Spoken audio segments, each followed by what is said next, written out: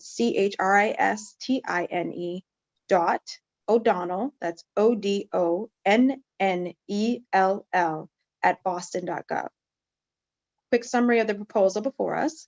This proposal is a home rule petition that will amend the General Laws, Chapter 32, Subdivision 4 of Section 5 relating to superannuation retirement for members in the teacher's retirement system. Superannuation retirement allows members to contribute 11% of all regular compensation.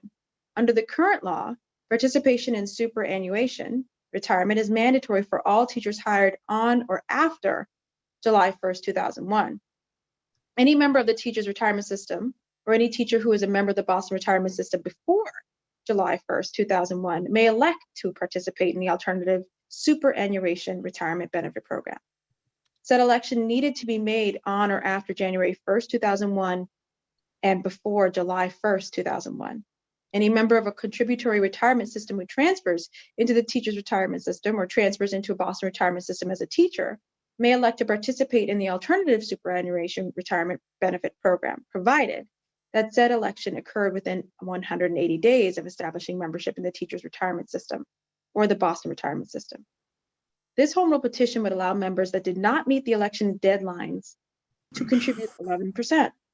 The home rule petition will also allow school nurses to contribute 11%, provided that the members elect such contribution within the time period after passage of this act and provide make-up contributions at the rate of 11%.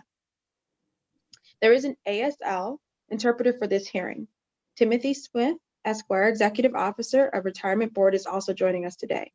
I will now, before I turn it over to the panelists, I wanted to introduce by order of arrival all of my colleagues who are here and allow for them to make very, very brief opening statements. In order of arrival, and who is the lead sponsor of this, we have first Counselor at Large, Anissa Essaibi-George, followed by Counselor Flynn, then Counselor Braden, and then Counselor Baker. Counselor Essaibi-George. Thank you very much, Madam Chair, and thank you for everyone who's in attendance today, the panelists, as well as the teachers and nurses and others who are here for public testimony. Very happy to be the sponsor of this hearing for this home rule petition that will essentially allow for our educators and nurses to increase their retirement contributions so they can retire sooner rather than previously determined, although there's quite a bit of discussion around what was originally assumed to be a retire date has shifted because of some challenges that we're here to discuss today.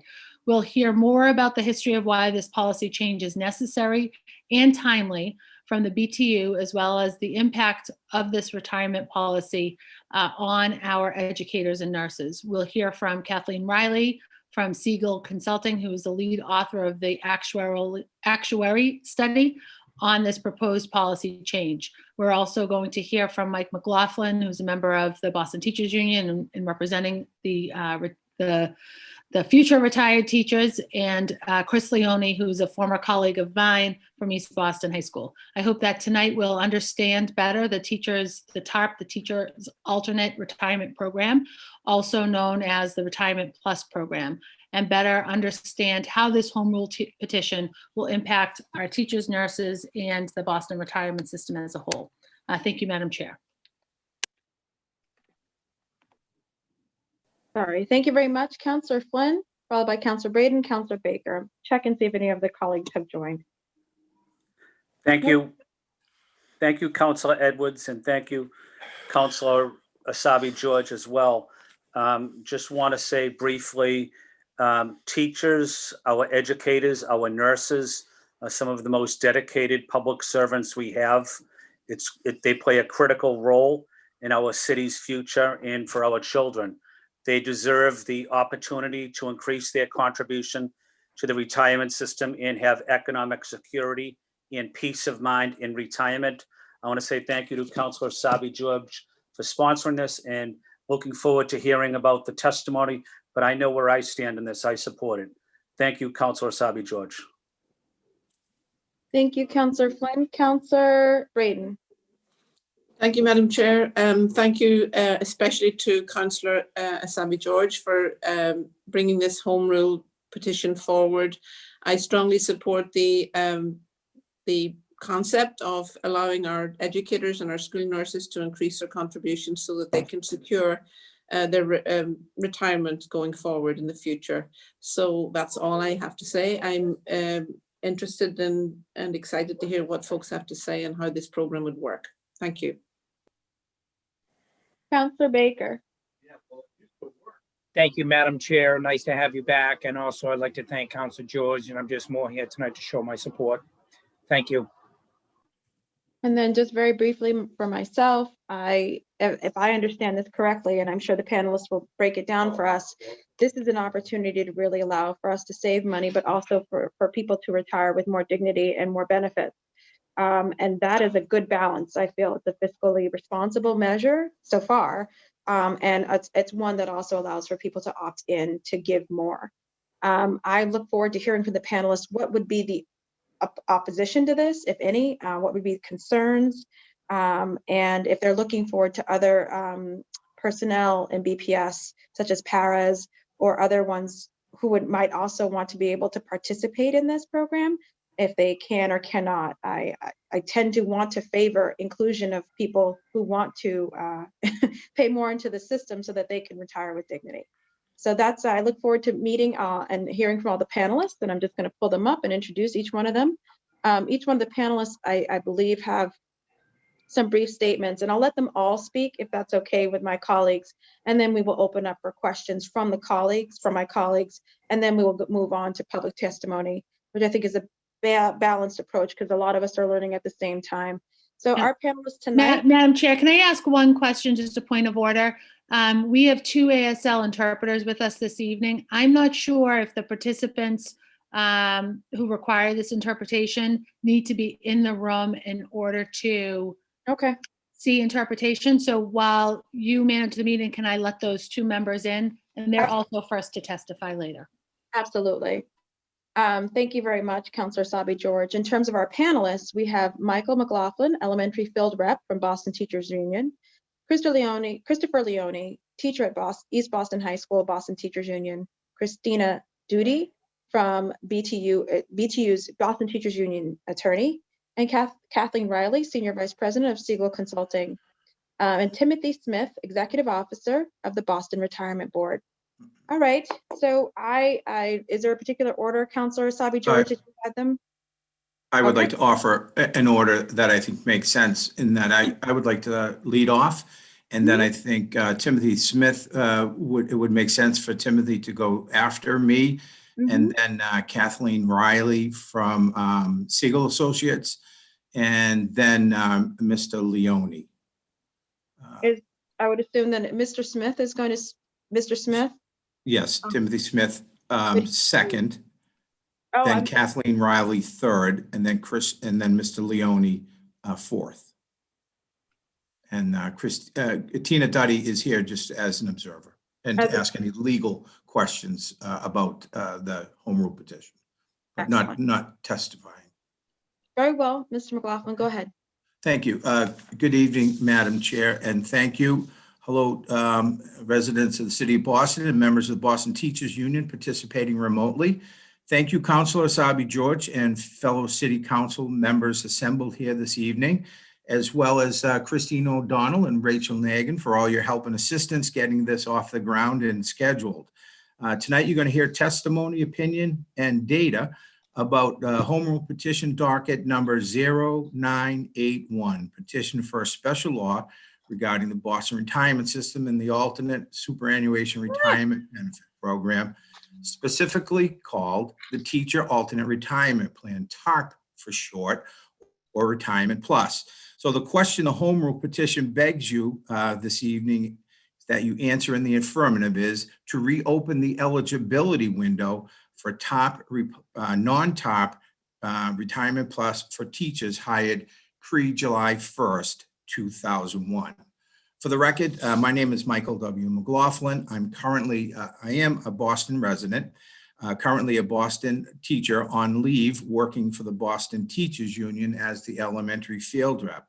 I'm also the parent of 3 former Boston Public School children and 1 current Boston Public School 8th grader.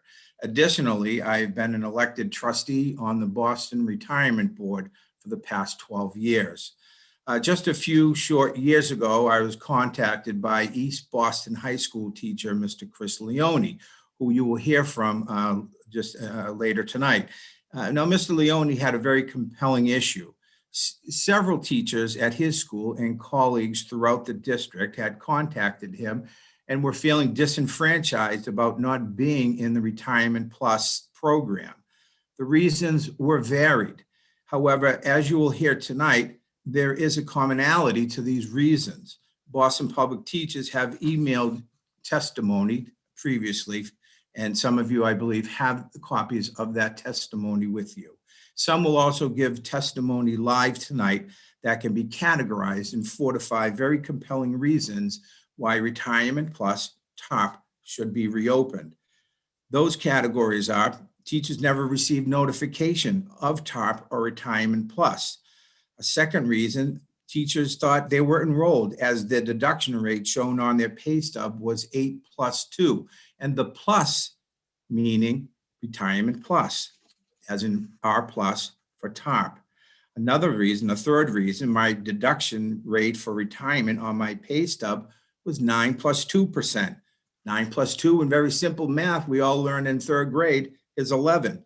11% is the Retirement Plus Tarp deduction rate. So there were many teachers who thought they were already enrolled in Tarp, Retirement Plus, and didn't need to do anything. And even after 2001, thought they were enrolled in this Retirement Plus program. So another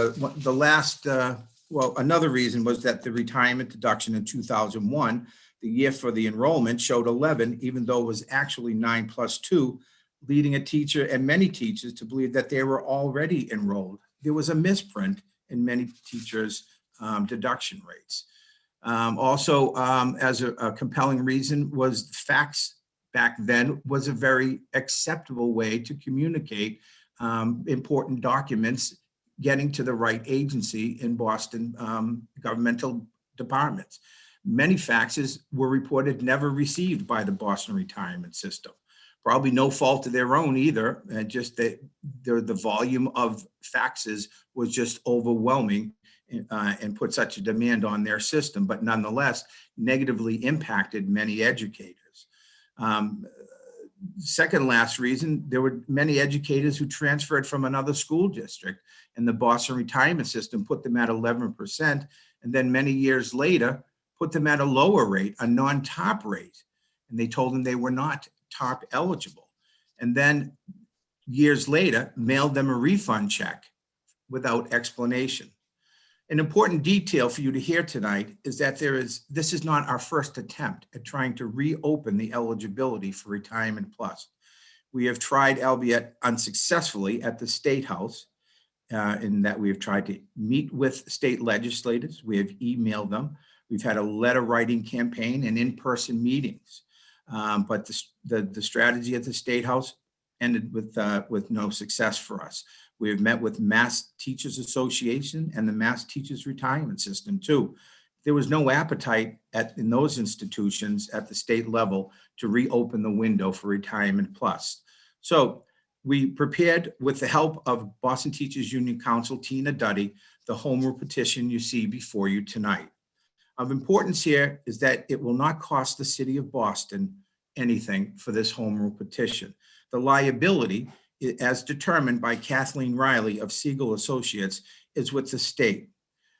A small detail, back in 2006 or 7, all the assets that represented Boston teachers was transferred to PRIM, the Pension Reserve Investment Management, and PRIT, the Pension Reserve Investment Trust, at the state level. So all the appropriations for all teachers and their retirement benefits is paid by the state to the Boston retirement system. So if this passes, it'll be state liability, not Boston liability.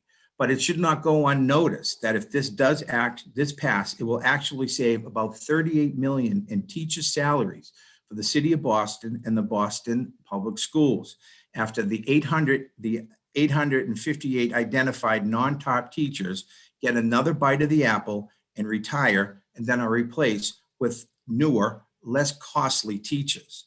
So I ask you to please pass this home rule petition and allow Boston Public School teachers who, because of no fault of their own, to join the Retirement Plus TARP option. Thank you so much, and I hand it off to Timothy Smith.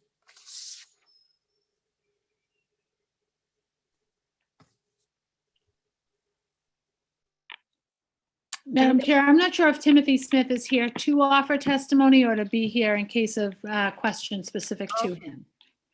Okay. Well, I could offer just a little insight there. Timothy and I have discussed previously, prior to tonight, what his role could be, and we came to an agreement that he would give a summary for us about the laws of TARP, how TARP came around, how it came to be, and what it means. Yeah, that would be Retirement helpful. Plus. So if he's not here, I'd be happy to do that.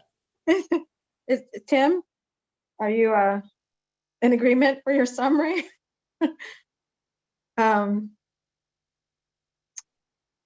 Is Tim here? Tim's here, right? We may need to come back to Tim. I don't see We'll that come back he's, to Tim. We'll come back to Tim. So was it Chris after Kathleen? No, Kathleen next, then Mr. Leone. Yes, Kathleen. Sorry. Okay, are you ready for me? Yes. Okay, great. So Siegel Consulting and I am the actuary for the retirement system. We completed our biennial valuation of the retirement system in the middle of this year. It was the valuation as of January 1, 2020. And when Michael reached out on behalf of the BTU to have us do this study, after getting approval from the retirement board, we used the data that we used in the valuation to do the analysis. And we used the same assumptions that were used for the actuarial valuation as part of this analysis. So we didn't really need to look at any new assumptions or any different retirement patterns because those were already set for the teachers that are already enrolled in the TARP program. Let me just briefly describe what the TARP, from an actuarial perspective, how the TARP program works. It allows the retirement allowance of a participating teacher with 30 or more years of service to receive an extra 2% for each full year of service in excess of 24 years. I know that's a lot of words, but essentially what it does is it allows teachers with 30 or more years of service to receive a higher benefit than they otherwise would have without this program. The benefit is still capped at 80% of final average salary, just like the non-TARP benefit. So in a sense, what it allows teachers to do is retire earlier than they otherwise could have with a higher benefit, but no instance do they exceed that 80% benefit. So to do the analysis, we had to look at the data that we received for the actuarial valuation. I'm going to spend I will summarize the data we use just so you can get an idea of what the numbers look like and any weaknesses in the data, because it's always important to understand what we were looking at when we did the analysis. There were a little over 6,000 records reported as teacher records in the data. And they don't identify which teachers participate in TARP and which teachers do not participate in TARP.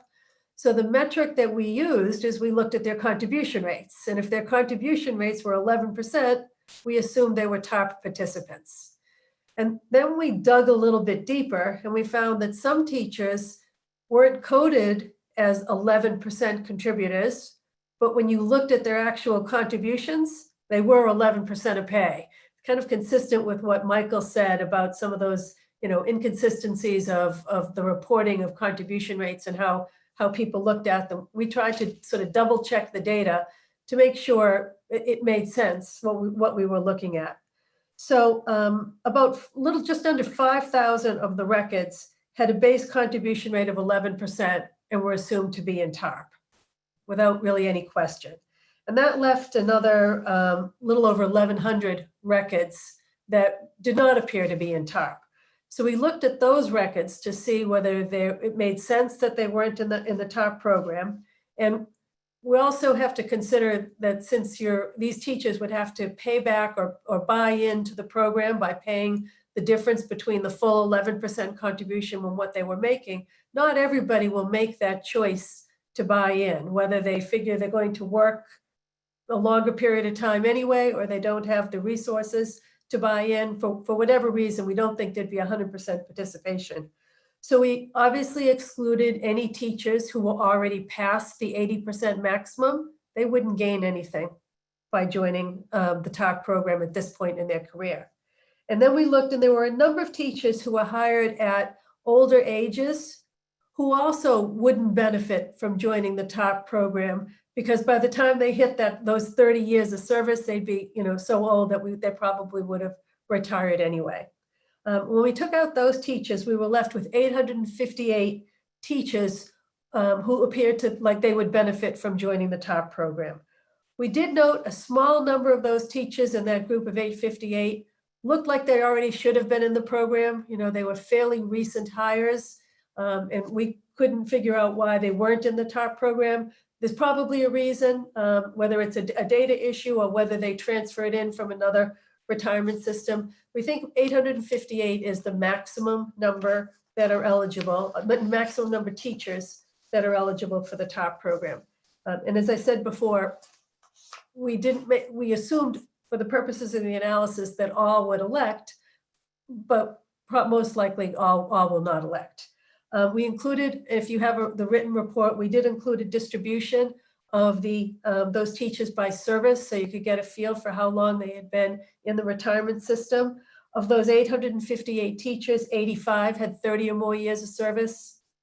158 had between 25 and 30 years of service. 283 had between 20 and 25 years of service, and 332 had less than 20 years of service. So it's our understanding that these teachers would need to pay the difference between their current contribution rate and 11%, and that interest would be charged on the payments using the actuarial interest rate, which for the teacher liabilities was a 7.15% interest rate. So the total amount of those teacher buybacks, if all 858 teachers participate, is $15.4 million money coming into the retirement system. But the other side of the equation is what is the additional cost? And there's an additional cost because these teachers that can now retire sooner with a higher benefit. To put the teacher liability in context, for the Boston retirement system, we separate out the teacher liability from the non-teacher liability because the state is responsible for the retirement benefits payable to teachers. So for all of the teachers in the Boston retirement system, active, inactive, and retired, the liabilities total about $4.3 billion. For these 858 teachers that we're talking about, their liability is about $404 million.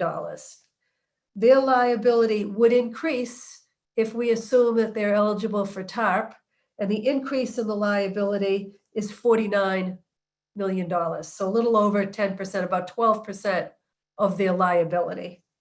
But that $49 million would be offset by the $15.4 million that would be paid in employee contributions. So the net impact on the unfunded liability is about $33.6 million, about a 1.3% increase in the unfunded liability that was reported for the teachers in the most recent valuation report. Let's see. Then to get a sense of what the state is setting aside to fund the teacher liabilities, the current appropriation by the state to fund the teacher liabilities for fiscal 2021 is about $163 million. We estimate that the state has some flexibility in how they fund the liabilities of the teachers, and they would have some flexibility in how they fund this additional liability. But if they fund it in proportion to their current funding policy, it would add about $3 million a year, roughly, to the Commonwealth's appropriation. And that $3 million a year is assumed to increase at the same 9.6% that the Commonwealth appropriation is projected to increase. I think that those are the key points from the memo that we prepared for Michael.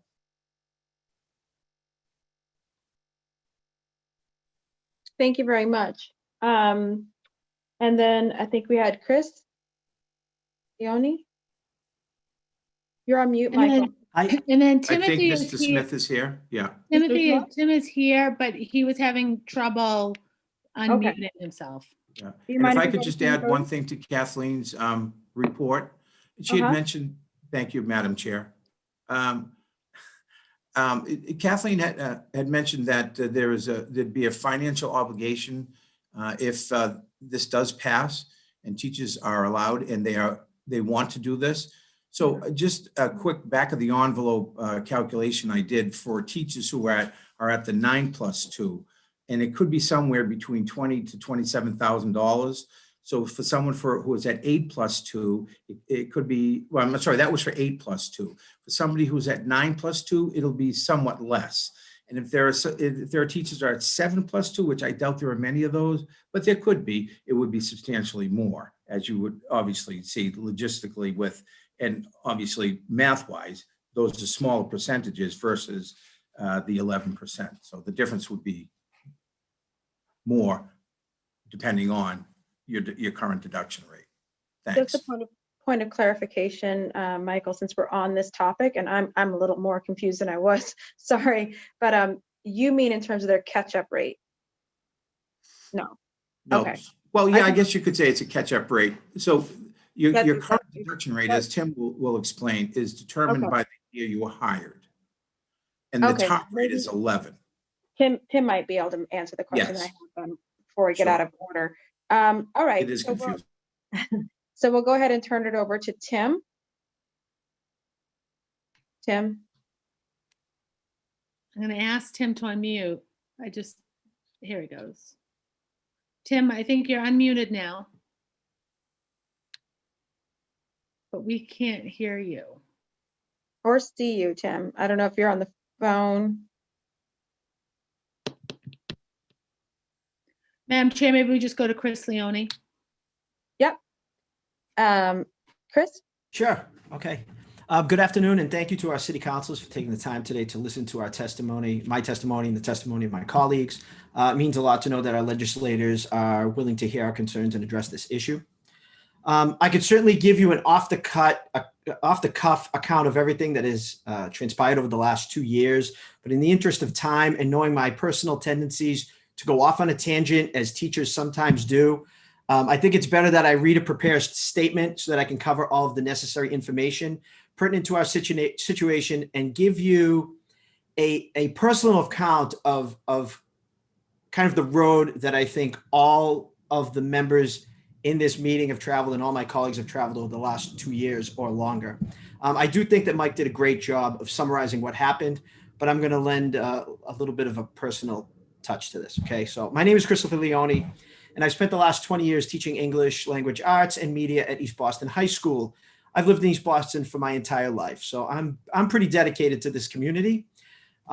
It's important to note, though, that before I started in the BPS, I began my career teaching reading at Revere. So if I hadn't started in another district, I might not be here today, and please keep this in mind as I continue my story. And I started in Revere in 2000, and I came over to Boston in 2001. This all began with a discussion I had with a colleague back in January of 2018. One morning we were musing about when we would retire and talked about retirement plus, and then we started analyzing our pay stubs. She told me that her retirement was being deducted at a rate of 11%, while mine said 9 plus 2%. Well, 9 plus 2 equals 11, right? And there's a plus sign there, and that must mean I'm in retirement plus, right? So I wasn't very concerned. And I sent an email to the Boston Retirement System, and this is what I was told, and I'm going to read this part verbatim. The Boston Retirement System did withhold contributions from your pay at 11% from 1/1/2002 to 6/30/2005 because you're a new teacher in our system. When the Boston Retirement System applied your transfer in from Mass Teachers Retirement, they noticed you were being held at 9% and not at 11%, and no notation was made on the letter that you elected with them to join Retirement Plus, also known as Tarp. A letter was sent from the Boston Retirement System to Central Payroll to adjust your retirement contribution from 11% to 9 plus 2%. An over-deduction refund check dated 7/22/2005 was paid to you in the amount of $2,185.23. You are currently contributing at 9 plus 2%. I estimate that so long as you remain in full-time position, you could reach the maximum retirement benefit of 80% at age 64 with 35 years of service on 6/30/2035. So according to the letter, I learned 9 plus 2 does not equal 11. 9 plus 2 is not retirement plus. I was paying 11% for 4 years when the retirement system sent me a check for overpayment. The stub did not say the words, "You're being removed from TARP," or "You will no longer be deducting at the 11% rate," just overpayment. And one of my colleagues actually has the stub. Well, it says overpayment. And I assume that was in their error. And who doesn't cash a check if it says overpayment, right? So I'm not thinking that it was my fault. Most importantly, I was going to have to work another 4 years if I wanted to reach 80%. And I was, to put it mildly, enraged. So after I received the email, I literally ran around my building trying to find out if any of my colleagues who started when I did had the same issue. And I found 18 in my building alone. That's almost 20% of the staff, including some administrators. And I'll leave it to the testimonies to detail their reactions. I won't say them here. I called Mike McLaughlin, who generously listened and offered to hold a meeting that turned into several more meetings and the formation of the Retirement Plus Committee.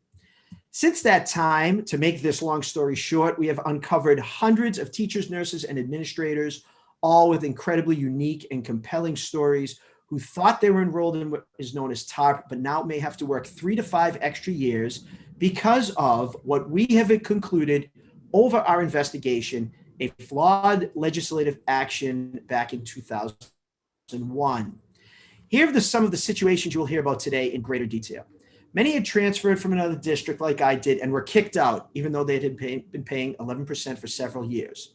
Some had paychecks that were recording 11% deduction for decades. 2 of whom I personally know had been paying 11% for over 18 years. It says 11% in their check.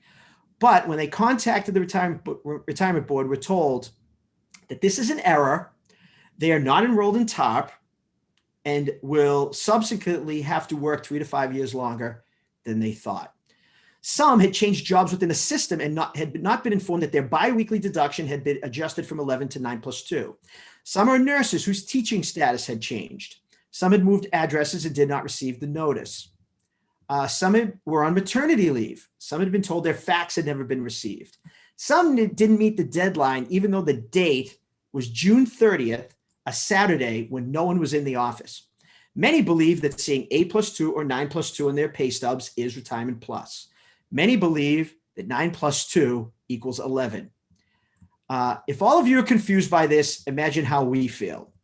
The additional testimonies you will hear today are from honest, caring, and most importantly, sincere education professionals who have dedicated their lives to nurturing Boston public school children for the last 2 decades, some even longer.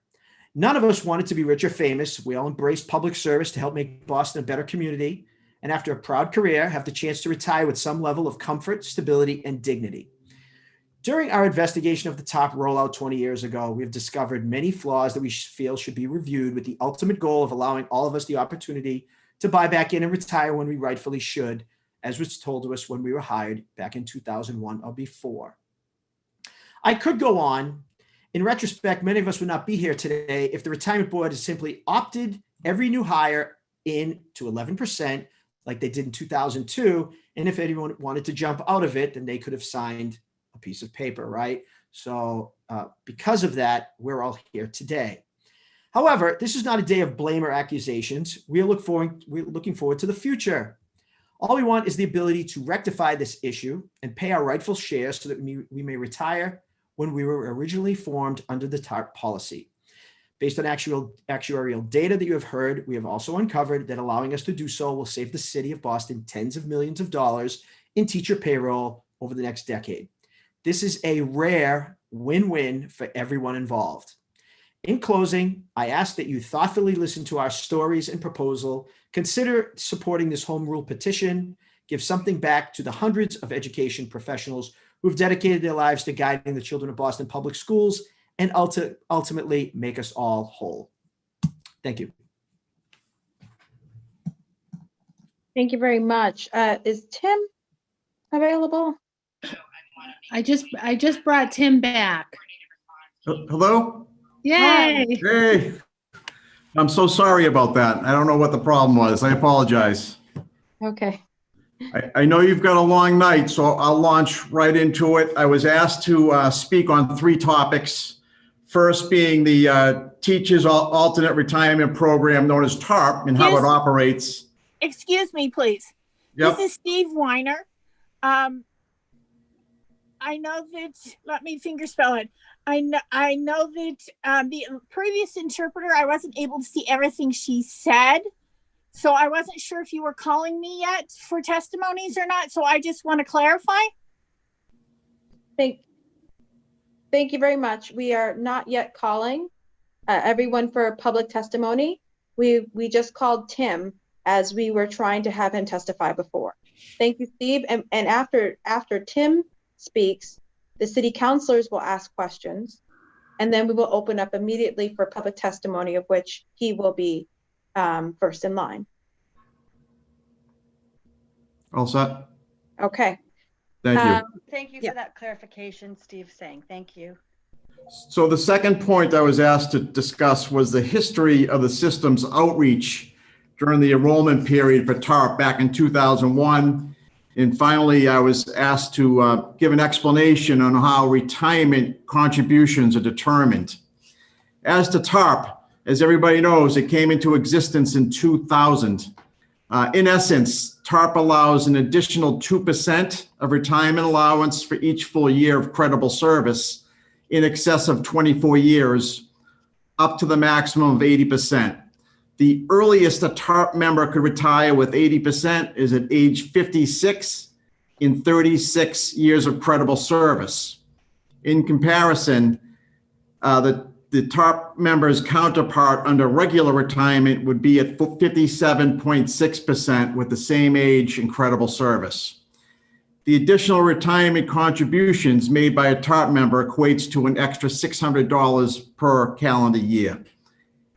In order to be eligible for the TARP benefit, a member must have at least 30 years of credible service, with at least 20 of those being in a teaching position, and pay the contribution rate of straight 11% on all regular compensation. As to teachers, and I think this was discussed earlier, but I was on and off, as to teachers who transferred into Boston from MTRS, which is the Mass Teachers Retirement System, with membership dates prior to 6/30/2001, it is significant to note that because an election opportunity is irrevocable, any transferee into Boston who elected to participate in TARP or failed to so elect when an opportunity was available shall not have another election opportunity at Boston for the TARP benefit. The rights of such transferee shall be governed by his or her previous election or non-election, as the case may be. This is a scenario that we have seen over the years in Boston. As to the system's outreach, I note that teachers across the state had between January 1st, 2001 and June 30th, 2001 to decide whether or not they wish to participate in the TARP program. This election or non-election, as I said earlier, is irrevocable. I preface my comments with the fact I wasn't present at the board back in 2001. Everything I've been able to assemble comes from various documents in the possession of the system. But I note the following. There was a general seminar session conducted at the BTU on 11/28/2000. One-on-one counseling sessions targeting those who intended to retire within 5 years were held on 10/25, 11/2, and 11/13/2000. One-on-one counseling sessions took place between December 18th, 2000 and January 6th, 2001. There was at least one mass mailing. Updates were made available on the BPS website, and one-on-one counseling sessions took place the weeks of February 12th, February 19th, and February 26th, all of 2001. As a result of the outreach, over 2,600 teachers elected the top benefit by the deadline of July 1st, 2001. Finally, a few points about retirement contribution rates. It is a subject of confusion. Contribution rates are those monies that are taken each pay period in the form of regular compensation.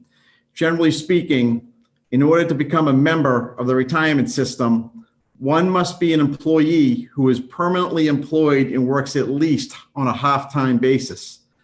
Like everything else pension-related, contribution rates are set by Massachusetts statute and found in General Laws, Chapter 32. The system has no discretion in what contribution rates to use and is driven by the person's membership date. Right now, the law says that those who have membership dates before 1/1/75, and we do have some of those left, they contribute at 5%. For those whose membership date was between 1/1/75 and 12/31/78, we take 7%. For those who have a membership date between 1/1/79 and 12/31/83, we take 7 plus 2. What that means, there's 7% is taken from the first 30,000 of regular compensation, and 7 plus 2 or 9% is on everything above 30,000. For those who have a membership date between 1/1/84 and 6/30/1996, we take 8 plus 2%. Again, 8% on the first 30,000 and 8 plus 2 or 10% on everything above. For those who have membership date after July 1st, 1996, we take 9 plus 2%. So 9% from the first 30,000, 9 plus 2 or 11% on everything above. I hope that's been helpful. I greatly apologize for the problem with the audio, but please feel free to ask any questions. Thank you so much. I think we've had all of the panelists speak today. And we do have some people who are available to answer any legal questions we may have. So what I'll do is we'll just go in order again of arrival, starting with the lead sponsor for any questions that the council has. And we'll allow the panelists, if you just want to either raise your hand or kind of physically note if you have the answer or thoughts, then that's fine. We'll turn it to you. And then we will then turn over to public testimony, starting with Steve as indicated. So Councillor Sabi George, then Councillor Braden, and then myself. For folks, Councillor Flynn and Councillor Baker had to attend another meeting, but they have expressed their thoughts, I think, already on this. So Councillor Sabi George. Thank you very much, Madam Chair, and thank you to everyone who's offered testimony and explanation and shared a deeper understanding with us about this. As involved as I have been in some of this, I'm still, continuing to learn. I have a question quickly about the 858 teachers or educators. This is more than just teachers. So if someone could just express to me who this would include, and maybe a description about the opportunity to opt into this. So teachers would have to opt in, is my understanding, and pay the difference in that retirement. And then have we looked at all about the potential number of teachers or educators that we think would take advantage of this opportunity? I think I can answer most of those questions. Thanks to the Boston Retirement System, they were able to identify nearly 135 different categories of TARP eligible employees that currently work for the Boston Public Schools. Now, under the challenge here and confusion lies in that there are three entities here: Boston Teachers Union, Boston Public Schools, and the Boston Retirement System. And each of these agencies define educator and teacher somewhat different. Each of these agencies include teacher, educator, include different sets of people within those buckets. But the one that really counts here is the way that the law defines educators with the Boston Retirement System. And what it comes down to in some ways, and Tim Smith can help me and weigh in on this as well, it pretty much comes down to are those people who hold a license with the Department of Elementary and Secondary Education and are in some type of classroom or daily contact with students. So for example, a registrar who's not in contact with students necessarily in what they need to do in their job responsibilities. They don't require a license, a DESE license to be a registrar.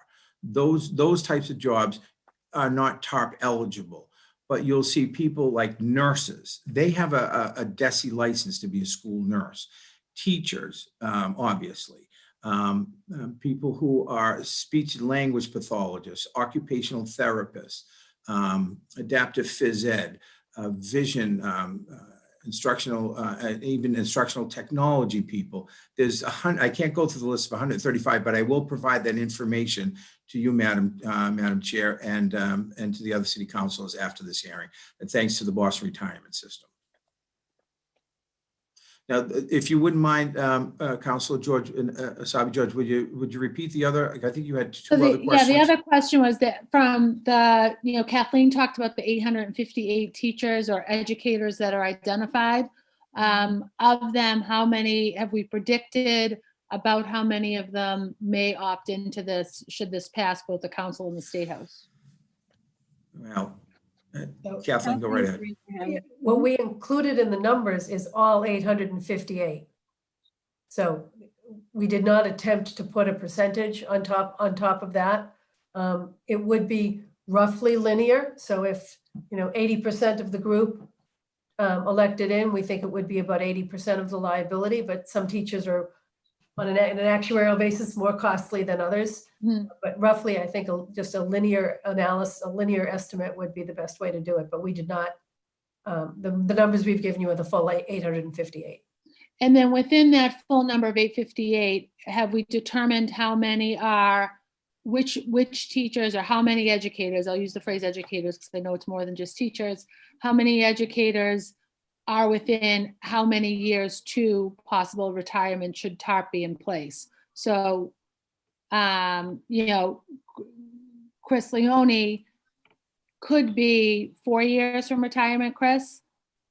No, a lot more than that, but it will actually add 4 years to my working life. So I might be able to retire at 60 rather than 64 if I were. Right. So have we done an analysis in that 858, how close some of them are? Yeah. Should this I'm a little bit off in my numbers, but I have about 147 who already have 30 years or greater out of that number.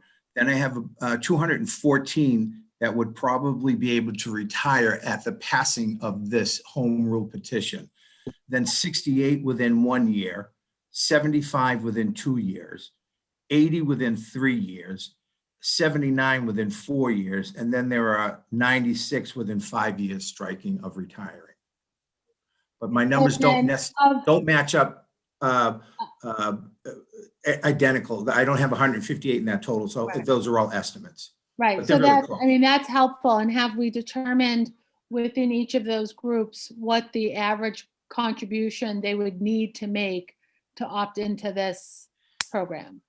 Well, once again, it depends on your contribution rate of whether it's 8+2, 7+2, 8+2, or 9+2. But it could be somewhere between $12,000 to $27,000. And I know that's a broad range. Yeah. But it does. I mean, we could add that to our actuarial study. I think that it's probably helpful for each of the individual members to understand that. For me, the range is fine for me. My colleagues may feel different, but I think it's important to note that colleagues would have to pay that, make that contribution in order to buy back in should this pass. Right. Agreed.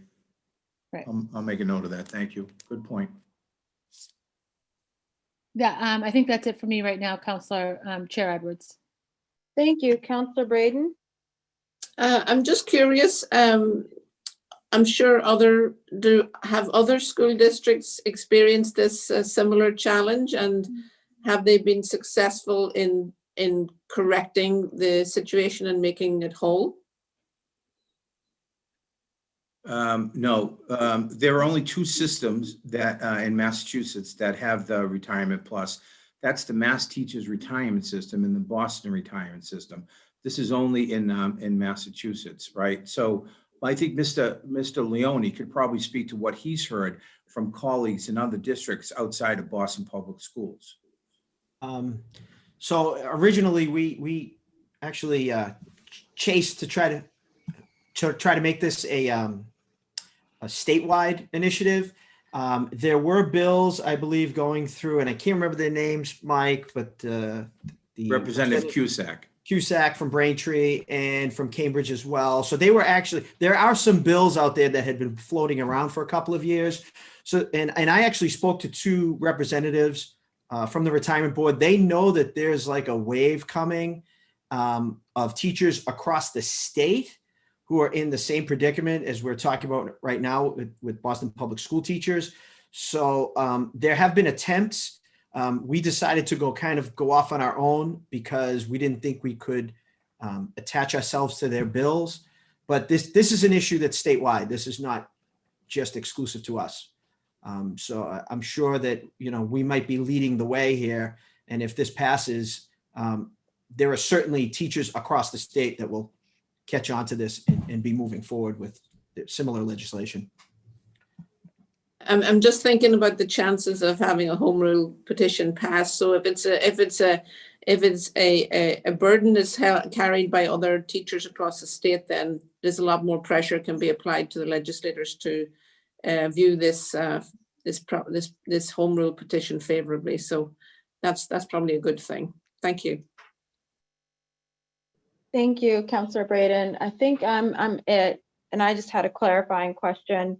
I think this was for Kathleen or whomever. So this is, I understand that this is based off of the report. This would save the state and the city's money. But when I hear that people would be able to retire early, but at a higher rate, isn't that kind of normally my thought is it's just cost neutral. So you get out earlier, so does that make sense?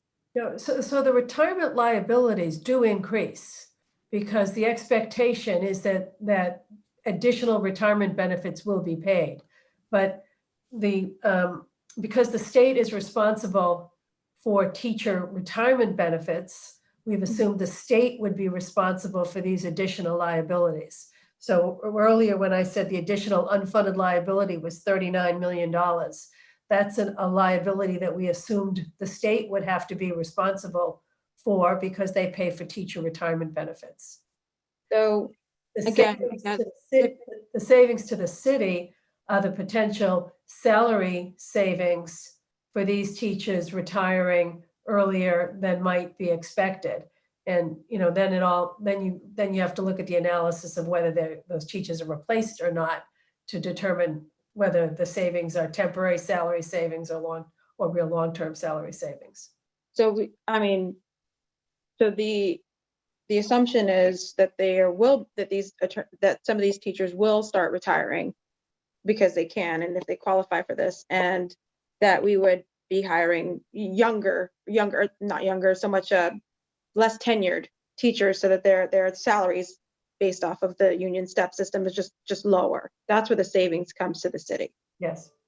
Versus higher tenured or longer tenured teachers staying in the job longer because of this system, as Christopher explained, makes him stay 4 years longer in order to get the benefits that he would have if he had just was able to retire earlier.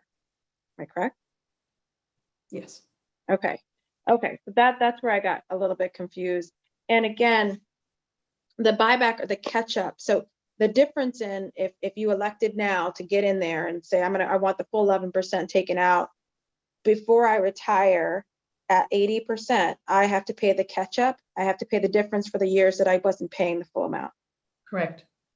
Just for my education now, is that I can just elect for that to come out of my paycheck? Tim might want to comment on how that would, whether that would be a lump sum. Oh, sorry. We could do it either way. we either give them the opportunity to pay lump sum, or typically we give 1 through 5 years for installment plan. And that lump sum, we talked about being between 12,000 and 27,000, about. I haven't calculated that. I defer to Kathy or Mr. McLaughlin on that. Someone mentioned about 27,000. Yeah, it's a big range that I've given you this evening, and we'll get further into the details on that and give you a smaller range. And I asked in my introductory remarks, this is my last question, about other people being able to opt into that. Now, this is my ignorance, so I appreciate your education about members of BPS. Are paras part of this, and could they opt in? Are there ways? No, I'm saying no from Councilor Sabi. So this program came from the State House. It was a legislated action that changed Chapter 32, and it only, believe me, I get this all the time, but it was only made available to teachers and those in the teacher category. Teachers and nurses. And those in that the state in retirement language consider teacher eligible TARP members. Well, what about if professionals are not? What about a para who worked for 10 years but taught for 20, right? So maybe you move from a para to a teacher, and as long as you had that teacher 20 years of teaching in, is that possible? Or there's some that can fall into that category? Okay. Yes, absolutely. Okay. Well, I wanted to make sure, and substitute teachers obviously fall within this as well. No, yes, no. No, no. Well, unless their time is counted. If they were, yeah, well, that has to look. You have to look at a case by case basis for substitutes, and that they need to be licensed, I believe, and then they need to be contracted and contributing. So once you're a member of the retirement board, you're always a member of the retirement board, and when you're working, they're taking deductions. So if you were in some way a member of the retirement system and then became a substitute teacher in like 2010 or even today, you would be at that 11%. But prior to that, back then, if you were a substitute, you wouldn't be eligible to be in. You wouldn't have gotten the ability to be in TARP back in 2000, 2001 if you were a substitute teacher. So therefore, they're not part of a pool of 858. No, they are not. Credible service is defined in some ways as predictable work that it's consistent and predictable, and substitute teaching is not predictable and consistent.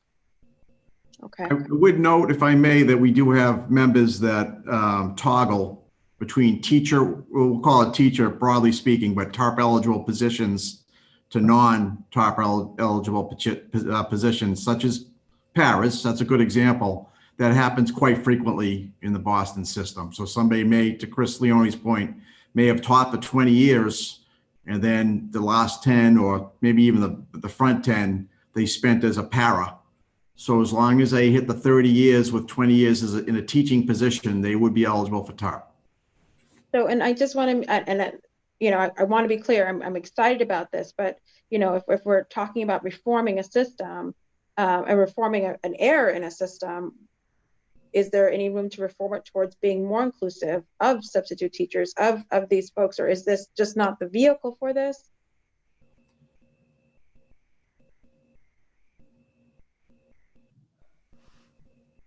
I think I would just note that if you're expanding it to non-teachers, you're expanding the obligation to the city, because the city pays for the benefits of non-teachers and the state pays for the benefits of teachers.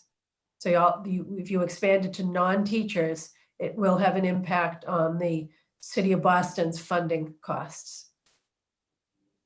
And if I could jump in as well, one thought I have is you'd have to change the definition of teacher in the statute. Okay. As Mike McLaughlin noted earlier, it requires a license. So I understand. Yeah, no.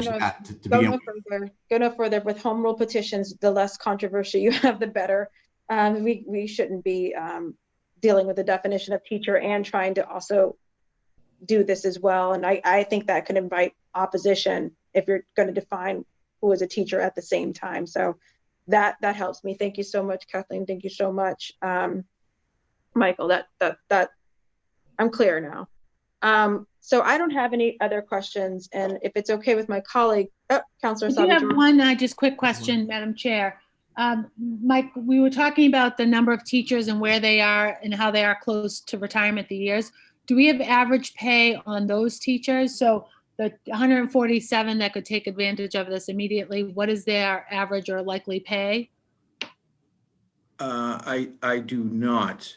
I mean, teachers right now are maxing out at, if you're maxed out at Lane and education, you're at 115, I think is the max. Yeah, you're very close. I did an average of all step 9. Yeah. And it's 112. Yeah. That's the max step. So there are some assumptions we could make, especially around the teachers like that are within 3 years of retirement, that they are all at 100, probably 100, 105 plus. Absolutely. Yeah. Yeah. Oh, So easily. I think when we talk about the opportunity for significant savings to the city, it comes in salaries. And when we think about what's the starting pay now for a Boston teacher with a master's? Master's is 65, step 1. Yeah, so that's, I mean, significant savings that could be realized over the next few years should this pass and teachers opt in and buy into this opportunity for sure. But I think like Kathleen said, the savings are in salaries if we are at least initially in those early years as those newer teachers both add to education and years of service, but then also as we see the district, the population shifting, there is an opportunity for some real and legitimate savings or more permanent savings, although I would argue and advocate for more teachers. And perhaps this is a way to, not to go off too far, but as a former teacher, we sometimes come on, as Chris says, we sometimes get sidetracked, but this is also an opportunity to add teachers perhaps appropriately into inclusion classrooms, for example. And, so we've got multiple licensed individuals, multiple in a classroom and not one individual with multiple licenses. Anyway, that's a topic for a different hearing that we'll certainly have. But I appreciate all of you here today, and that's it for me, Madam Chair. Thank you very much. At this point, I'm going to go ahead and turn it over to public testimony to allow for folks that we have about 70 people who want to speak. And so we want to get, So first of all, we're going to ask that you speak no more than 2 minutes. And if you can speak under that, we really appreciate it. Oftentimes there's a lot of people waiting and they just never get to speak. And then we did promise Steve and I think John to go first because our interpreters are here. So we will have them speak first. I will be having to step out a little earlier than I expected from this hearing, at which point I will turn over to Councilor Sabi George, who will finish the public testimony. For folks' education, the way this process works, we either can go straight to a working session if there's any suggestions in language, which I haven't heard today. And I haven't heard also any issues of controversy. So I will review the public testimony if people have suggestion in language or if they have concerns about this. Normally we work that out in a working session is what that's called. When we fine tune the language, then you take that and we vote on it at the city council to then give it to the State House. Again, barring any controversy or any language suggestions, we could skip that working session and just move to a vote. So I wanted to let people know that's how I chair the hearings or the legislation. I want to make sure we work out and iron any wrinkles, and I work that out directly with the chair and with the people who are the proponents and also sometimes the opponents. So, but for now, I'm going to turn it over. If Steve is available, we will have him speak for, again, no more than 2 minutes.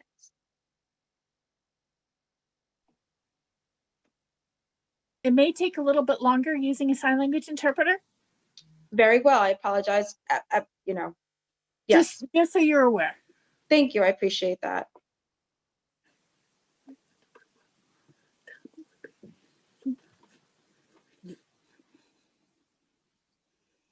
Hello, my name is Steve Weiner. I've worked for Horace Mann School for 21 years now. Thank you for the opportunity to join this discussion. My first retirement statement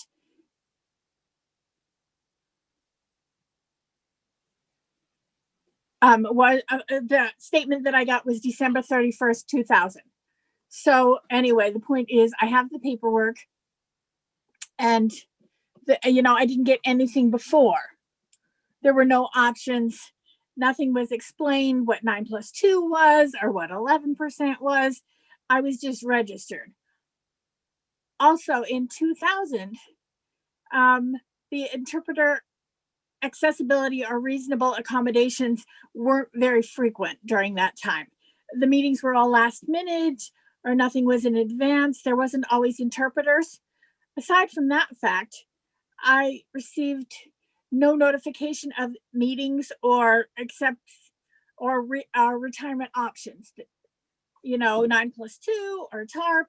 So even if I was able to attend the meetings, there was no guarantee that I would have accessible accommodations through the Americans with Disability Act. Therefore, I'm definitely interested and looking forward to getting more information about the TARP and interested in participating in the TARP program.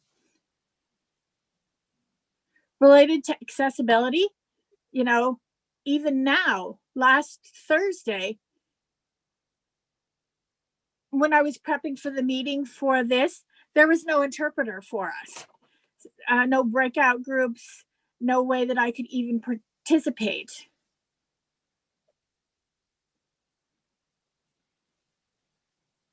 So the disparity really has impacted, the group of deaf and hard of hearing teachers that are belonging to BPS, because we've had no access to information. So thank you very much for your time and for listening to me. I appreciate that. Thank you. Thank you very much. I think we had also John Wilcox.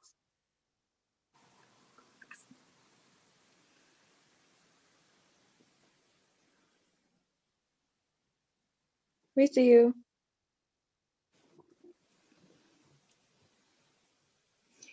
I'm John Wilcox,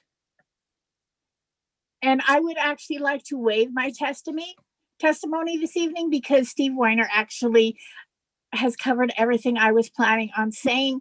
So I would like to give up my time for other people to make their comments. Thank you very much for your attention this evening. Thank you. And just for anybody who either would like to waive testimony or for time purposes, you can still submit it in writing and I'll receive that directly, as does the entire city council. Again, the email is ccc.go@boston.gov. And you can just note that I believe it's for hearing number 0981, public testimony, and I can receive it as well as all of my colleagues. So we'll go ahead and go down then the list, and I'm going to go ahead and let Councillor Sabi George set up her rhythm for this and go down in terms of public testimony. I thank you all. I'm very excited about making sure that we provide this equity. I wanted to thank Steve especially for noting that even in preparing for this, there was a level of exclusion, which I find to be unacceptable. But I think it's important we see that and understand. So thank you all, for the teachers especially who are going to testify and who have testified. And that's all I have to say. But I'm again going to turn it over to Councillor Sabi George. And I thank Councillor Braden also for being here throughout the entire time. Thank you. Madam Chair. Thank you, Madam Chair. Edwards. What I'm going to have, because Christine has the list of those for public testimony, so as she adds them to the room, I will call them out and ask them to give no more than 2 minutes of public testimony, please. As you've heard, the list is fairly long of those offering public testimony. So as Christine lets them in, I will call them out and unmute them.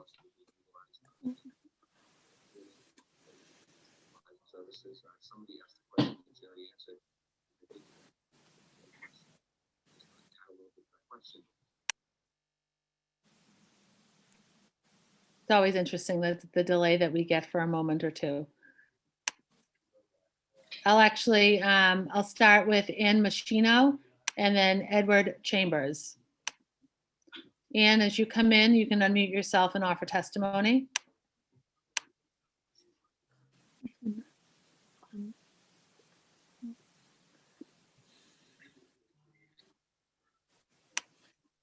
Good evening. This is Ann Menachino. Can you hear me? Yes, Ann, welcome. Thank you. Thank you for taking the time. Thank all of you for taking the time. I am a school nurse. I have been a school nurse for 30 years and I am 68 years of age. I grew up in the city. My children went to the schools in the city. I have been committed to the city. I'm going to talk about a different aspect. I was not notified. What I was told that this benefit was only for teachers. Back then it was from my building rep, and I called to the union too, and whoever I spoke to told me it was for teachers only. I have been in the inner city for most of my career, which is 47 years. I left a job and took a $23,000 a year cut in 1988 to become a school nurse because I wanted to work with children and give back to my community. When I found out that we were eligible for Tarp and we were not told that, I was more than agitated. I feel as a public servant, I have spent my life caring for the children in the city of Boston and Boston residents.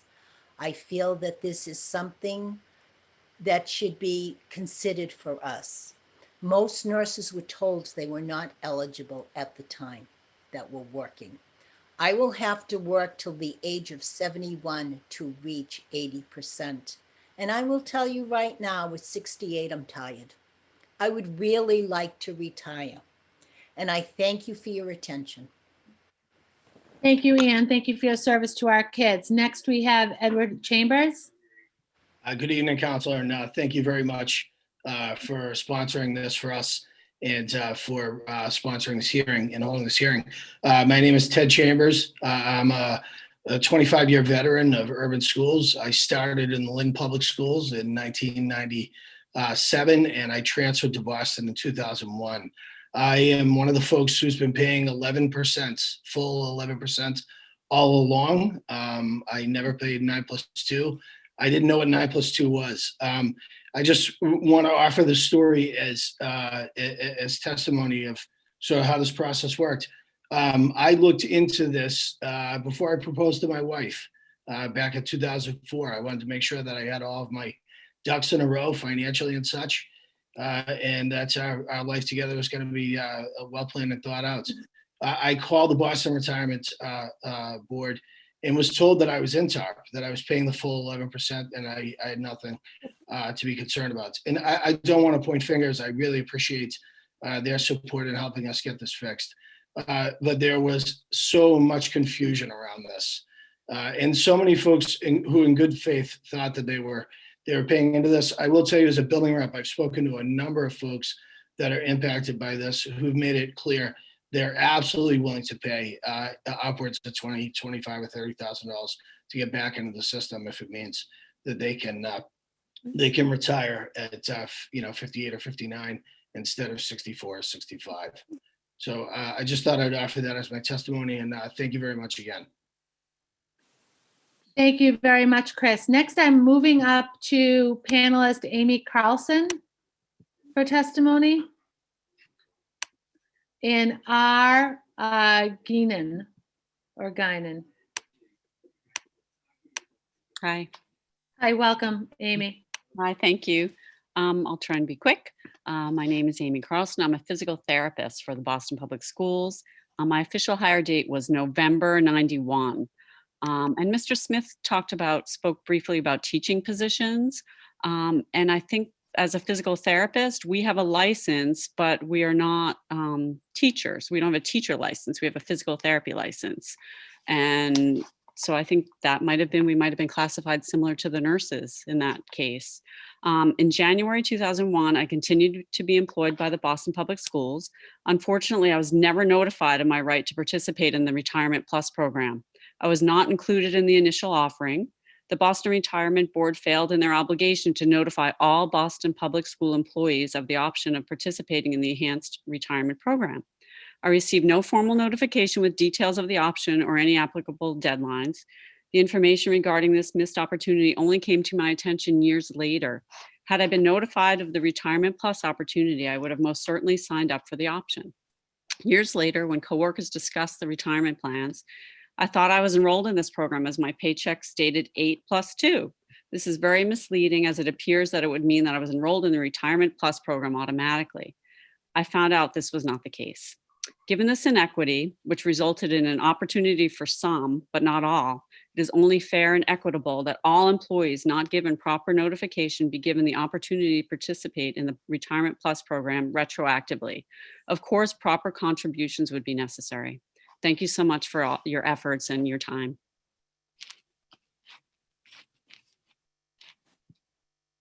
Thank you very much, Amy, for being with us. Next, we have, I know I mispronounced it. Oh, okay, don't worry. No, everyone does. It's Rose Gaiden.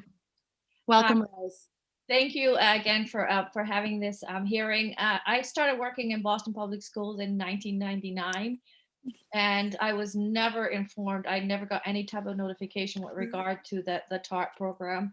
And I keep track of all of the emails and all of my mail and all kind of everything that I receive. And I'm sure 100% I did not get this information.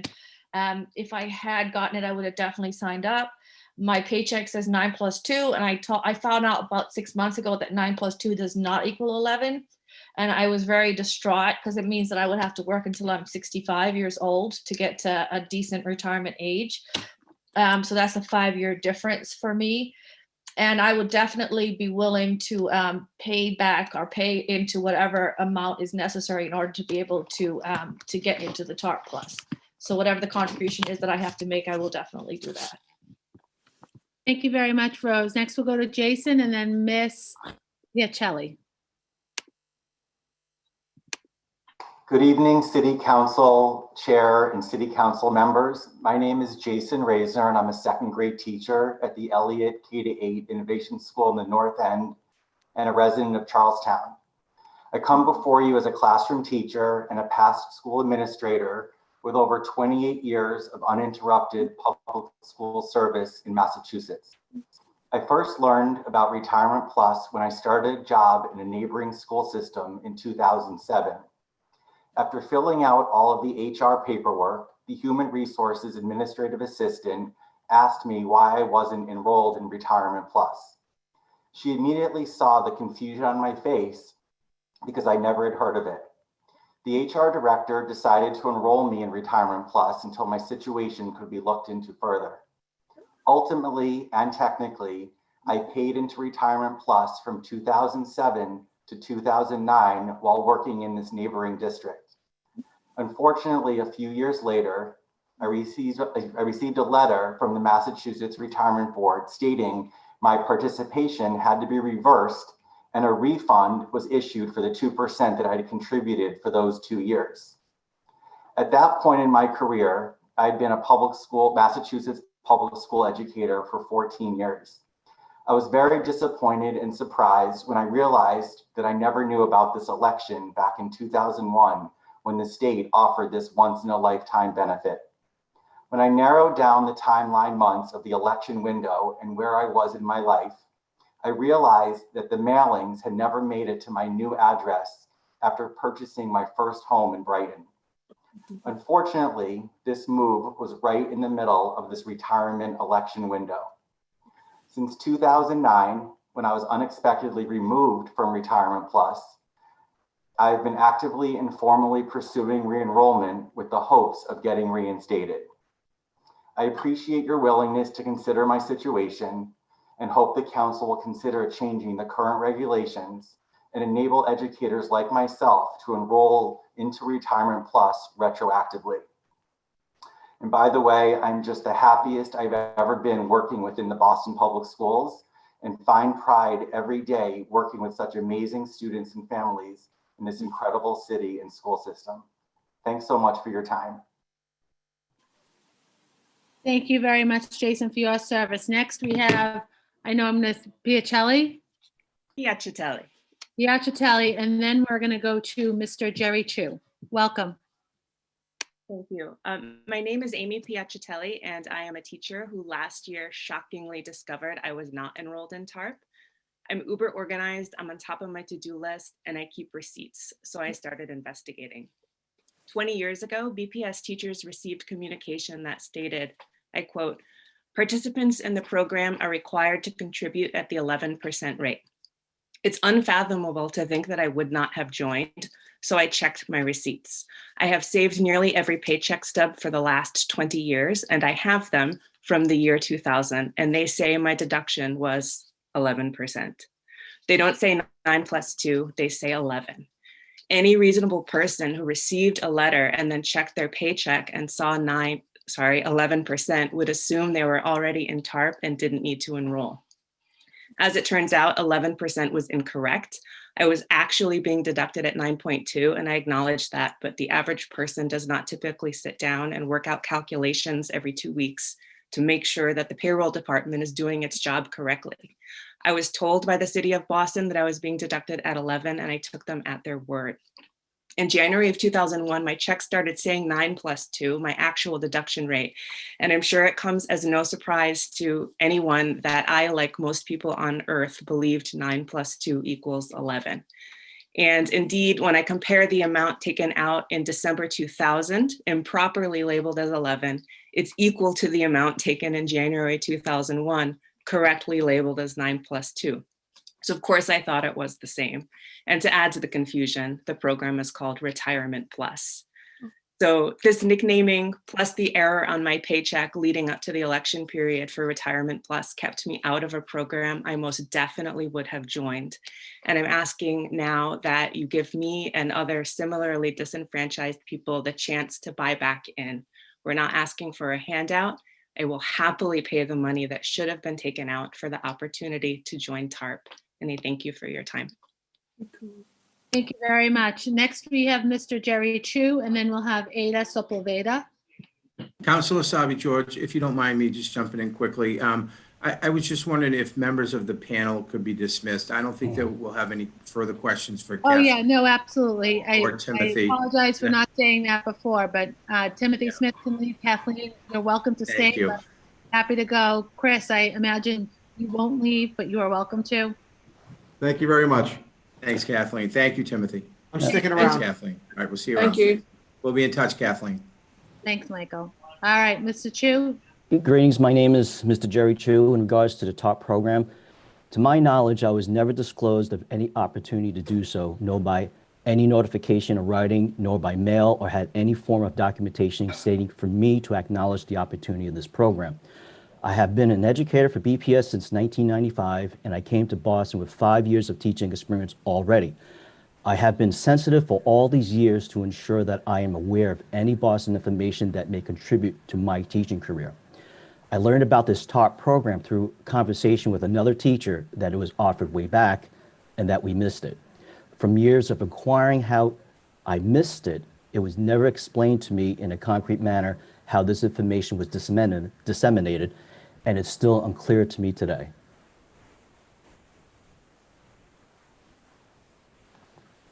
So thank you for hearing, and I wish this is something that we can all pursue.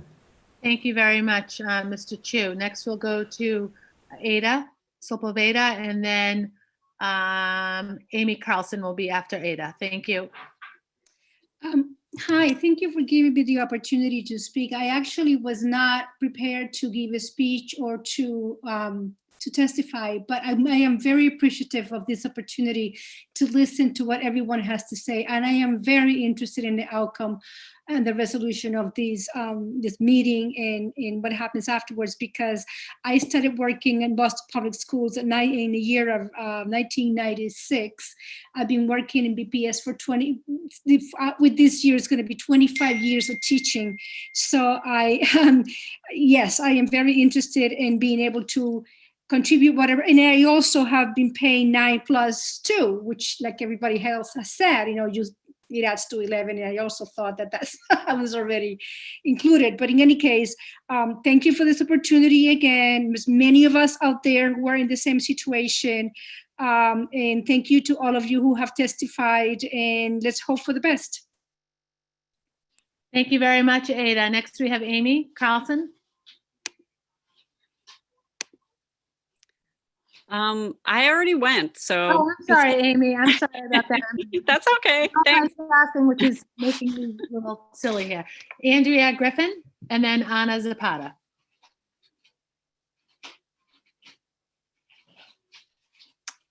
Andrea Griffin, you can unmute yourself, and then Anna Zapata.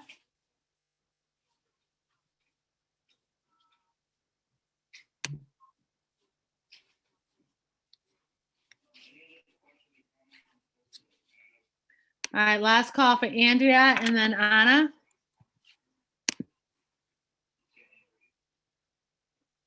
All right, if I could have in the attendees list, if Robin Kirkpatrick could raise her hand, if Anthony Rhodes could raise his hand, and if Cheryl O'Connor could raise her hand, that would be helpful. Excellent. So I'm going to move Robin up to offer testimony and then Cheryl up to offer testimony.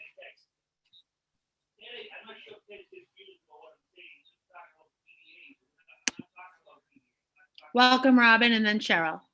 Hi, thank you for the opportunity. Really good to be with everybody tonight. So just very quickly, I'm a proud BPS graduate and have been in the system teaching in BPS for 27 years. My own 3 children have gone through BPS as well. Like many of you, I was not made aware. I actually was also on maternity leave when notice was given, apparently, from what I'm understanding from the comments tonight. And along with many others, the confusion around the 8+2 is for sure a great concern. I won't take up too much more time except to say the fact that so many people did not participate in something that is of such an obvious benefit, I think is itself pretty strong indictment of how kind of poorly the whole thing was rolled out. So I so appreciate you raising this, and I really appreciate hearing from my colleagues across the city and the system, and thank you so much for giving us this opportunity. Thank you, Robin. Cheryl? Hi, good evening, councils. My name is Cheryl O'Connor. Grew up in the city and attended the Beethoven School. Started my time in BPS in September of '93. I've been fortunate enough to have been at the Russell in Dorchester since that time. During the beginning of the Tarp enrollment period, I was out on maternity leave. And during that time, my colleagues were informed of the Tarp opt-in program. I heard nothing of it. After returning to work, at some point, I was told by some colleagues that while I was out, the secretary went around and had a pre-typed form and asked everybody to sign it. She faxed it over. When I heard about it, I faxed a letter in as well and simply forgot about it. It was the new age of MCAS, and I had 2 small children. I assumed my fax went through. For all these years, I thought I was all set because on my deposit statement, I had the 8+2. The +2, as you've been hearing, something that just was a little confusing. My understanding was that I was contributing. It wasn't until years later at a retirement seminar led by Michael McLaughlin that I found out this definitely was not the case. Immediately, I reached out to the retirement board with my issue and asked if there was any way to remedy the situation by buying back or opting back in from that date. The response I received was that nothing could be done, but that I wasn't alone with my issues, and they believed that it was something that should be remedied. Counselors, please help us to make this right. I was uninformed, as were others. The +2 was deceiving. I've dedicated my heart and my career to the children of Boston. And if you could help us out on this, we would so appreciate it. Thank you for your time. Thank you very much, Cheryl. Then we have George Cheevers, and then if in the attendees list, Phyllis Price, R. Saravellas, and Patricia Senior could raise their hand, I'll admit you to the room. George?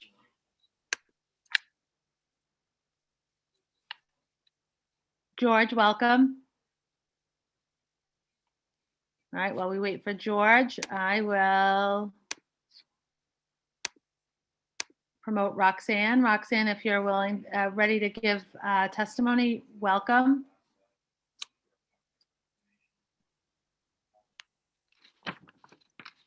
Hello, thank you for having me. I'm Roxanne Saravellas. I was first hired as a first-year teacher in the 2000-2001 school year.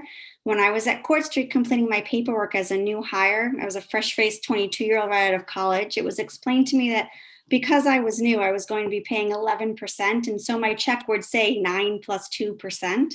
Because of this, I believed until just last year that I was part of Retirement Plus.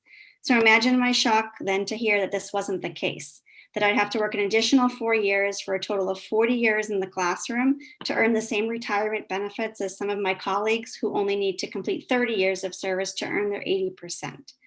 Being a new hire, I'd received nothing from the retirement board during my first year. The backlog of updating addresses of new hires in an antiquated system could possibly be to blame, but I was never contacted at school either. Nowhere is there paperwork that says that I declined to be part of Retirement Plus. The retirement board was really lax in their efforts, and no such paperwork exists. So due diligence would have required each teacher to acknowledge that they had opted in or opted out, but there was no due diligence at all, and that leaves many of us who fell through these gaping cracks in the retirement plan. I've dedicated more than half my life to educating the children of Boston and plan to continue until retirement. I'm not asking for a free handout. I'd gladly pay back whatever I owe into the system. All I ask is the opportunity that was withheld from me 21 years ago. Thank you for your consideration in making this right. Thank you very much, Roxanne, for being here this evening. Next, we have George Cheevers. George, welcome.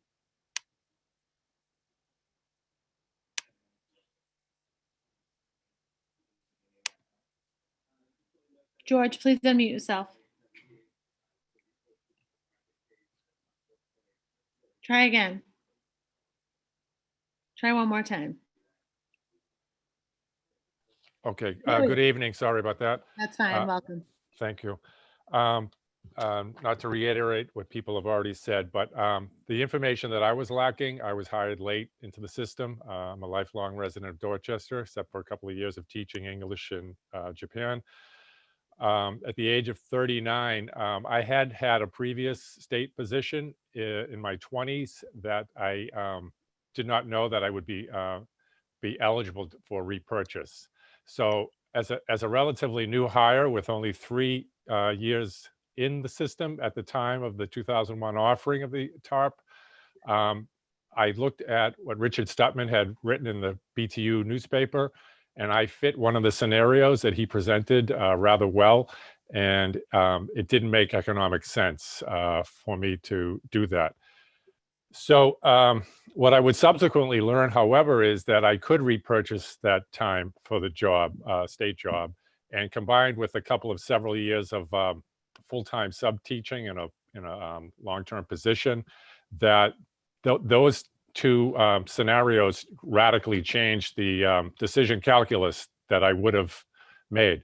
But at no time did I hear from anyone at the who was propounding the 2001 offering that, you know, you could look into your past and see if there was anything there that would change the whole decision-making calculus. And so I respectfully ask that the members of the council, you know, give consideration to those of us who didn't really have full information when we were confronted with this decision back in 2001. Thank you very much. Thank you very much, George. Next, we have Marie Novicki, and then Patricia Senior and Phyllis Price. Marie? Hi. Hi, welcome. Thank you so much for hearing our concerns. over this issue. I'm a school nurse and I've been hired since 1996. And around the time that this TARP came out, there was a lot of confusion. I was, of course, only one nurse in the school, and the teachers were talking and buzzing. People were confused as to decisions, what to do. I did reach out to, I didn't get anything in writing, but I did get some kind of notice that this was going on and teachers were talking. So I reached out to representatives of the union to ask what's going on, can we do this?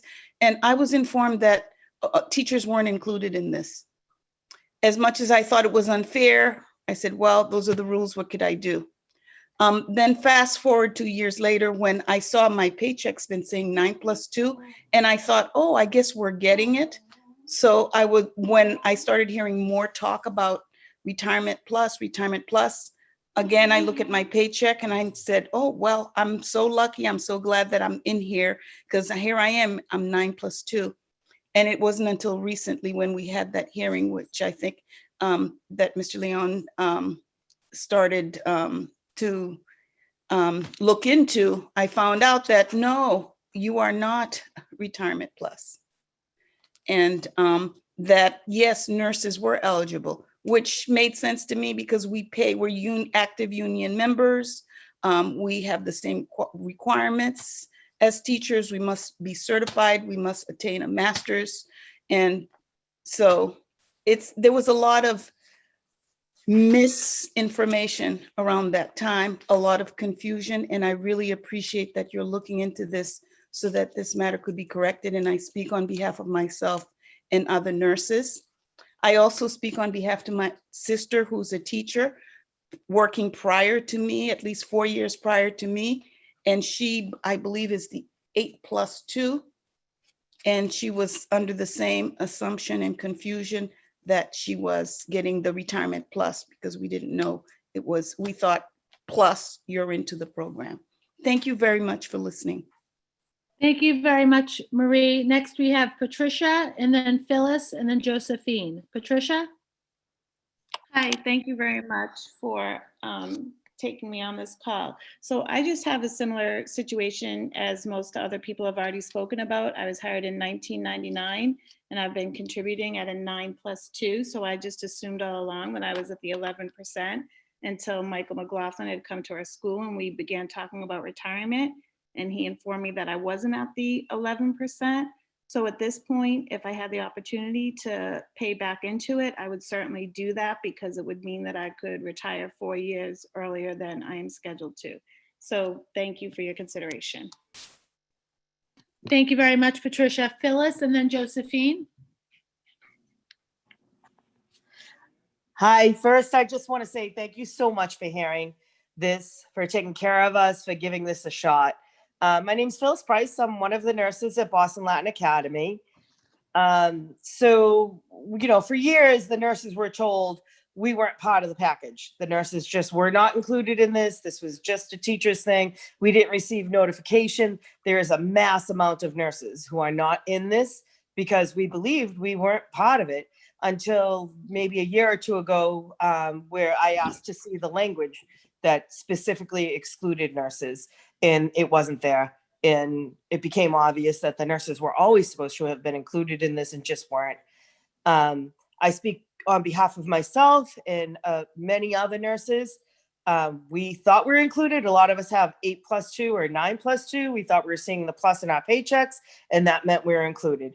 Until a year or two ago, when we asked to see the specific language, is the first for many of us to understand that we weren't included as we planned our retirements. And again, I just want to thank you all for everything you're doing on behalf of us. Good luck. Thank you very much, Phyllis. Welcome, Josephine. Hi, Anisha, can you hear me? I can hear you. Okay. Mine is a somewhat different situation than most have been speaking about today. So I just wanted to read quickly my written statement. I'm going to read it as quickly as I can. There's a lot of information in it, so bear with me. My name is Josephine Tishoni. I am currently the library media specialist at East Boston High School. I graduated East Boston High in 1983 and been working at East Boston High since 1984. I held various positions from secretary to para to substitute to career specialist to teacher to registrar to now library media specialist. I have been at East Boston High for 36 years. I was in the classroom at the time of the 11% initiative and I signed into it. My check reflected the 11% from 9+2. However, I didn't realize that because I signed into this program that I was unable to advance myself professionally. I took the job as registrar without ever being told that those years would not count into this initiative. I was registrar for 15 years. However, looking back at my pay stubs from that time, which I have every single one of them, I noticed that the 11% remained intact for the first 7 years or so, and then it changed midstream from 11% back to 9+2. This was done without any notice given to me or without my consent. There was no questions asked. It was just done. Like the saying goes, here today, gone tomorrow. During that crucial time, I wasn't even aware that anything had changed. As I said, I only looked into it when I realized this a few years ago while speaking about my retirement with Chris Leone at my school. So because I recently learned about what happened, I myself couldn't do anything about it. I was told, as I already mentioned, that the registrar position or title doesn't count towards the retirement program. However, I never lost my teaching certificate. I was always still an eligible teacher and was always licensed. I wasn't told it was due to the fact that the registrar doesn't hold a certified license as a teacher does, so therefore it doesn't count. Well, I'm here to say that even though I was listed as a registrar, I was never made permanent in that position. I was always listed as an acting registrar and teacher on assignment. I was not only doing the job of registrar, but I was also in the classroom teaching a class called Skills for Success, a school to work program in which I assisted in the development of that curriculum. I taught that class for the entire time as I was listed as registrar. So although my title changed, my work did not, and my license never went away. I was always still certified as a teacher. I now needed to leave the position of registrar and also leave my pay cut, which was a 10% pay cut, because I needed now to take a different position in order to try to gain back the years that I missed in the classroom. I applied for library media specialist, which I currently hold, minus the 10% pay. And also, I remained in the school system in order to increase my years now to 20 in the classroom. I would have already been retired by now. I should have retired last year. However, the math to me was already accomplished, and I feel I'm being punished for taking a higher paying position and advancing myself professionally. And I feel that I'm being punished trying to assist my school taking on the responsibility of the registrar position as well as teaching at the same time. I feel to me it's an insult to our teaching profession. Our teaching license never goes away regardless what position you hold. And I think it was an insult to me as well. I don't believe that anyone just walking off the street would be able to become registrar. Such positions are usually filed in-house within the school or within at least the BPS, but maybe I'm wrong. But the main issue here now is I don't even know if I'm still in the program, because when I signed up for it, someone changed my percentage back and forth now twice without my consent. And I don't even know if I'm still in the program now that I'm back to 11%. So it's changed and not changed and changed back. So I'm really confused. I should have been retired by now. And I'd like to try to get to the bottom of this if I can. And I appreciate all the help that everyone has been giving, and especially Chris Leone and Anissa. Absolutely never thought it would be like this after 36 years in the Boston Public Schools. Thank you, Josephine. Thanks for sharing with us today.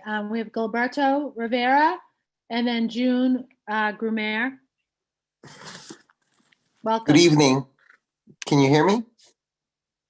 Yes. Well, thank you so much, first of all, for listening to us, for advocating for us, the whole city council, Chris and Michael. I came into the system in 1992 as a 22-year-old graduate of UMass Lowell. I've always wanted to be a teacher since 1984, and I knew that Boston was going to be my first and only job, and the only job I ever applied to. I started off as a student teacher in 1992 and then as a substitute in December. I became a building rep in 1993 when I got my first job at the Donald McKay School in East Boston.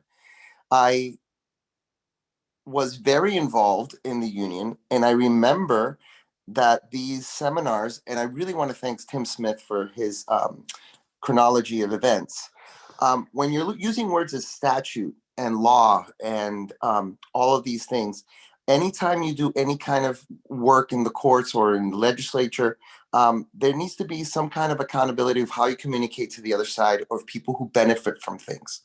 I kept very meticulous records as well.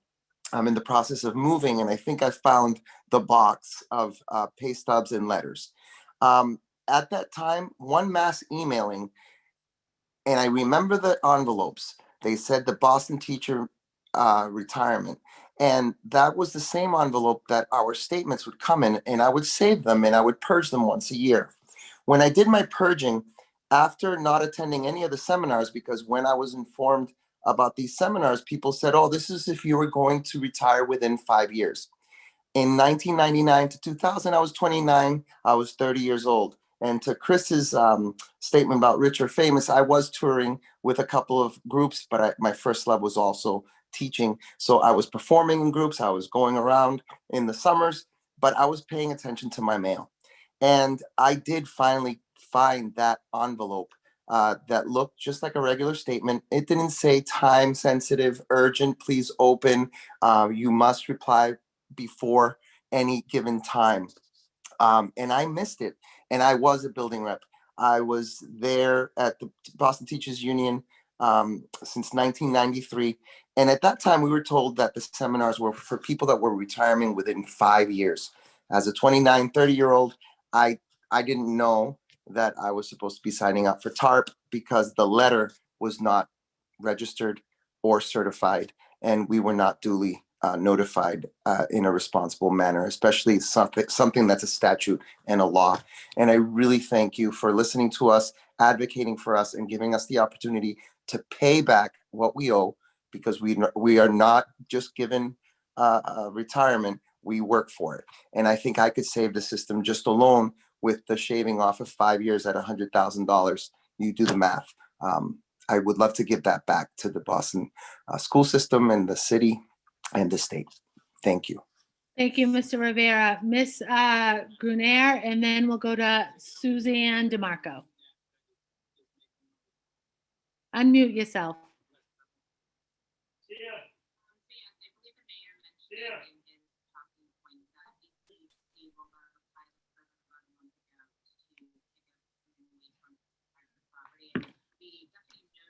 There you go. All right, thank you so much. I'm trying to balance a few things here. So I want to thank everyone, the City Council, for hearing us all out. My story is very much the same as everyone else. I started teaching in Boston Public Schools in the year 2009. Prior to that, I had been teaching in other districts within Massachusetts as well. I was put in at 9+2, thinking that I was in the Retirement Plus system. Very excited about that. I know there was a couple other members who talked about being meticulous about keeping paperwork, which I am too. I started the process of buying back years of service. And when I did go to the retirement board, I was told that no, I was not enrolled in the TARP program, and that I too would have to work another 3 to 5 years in order to get the 80%.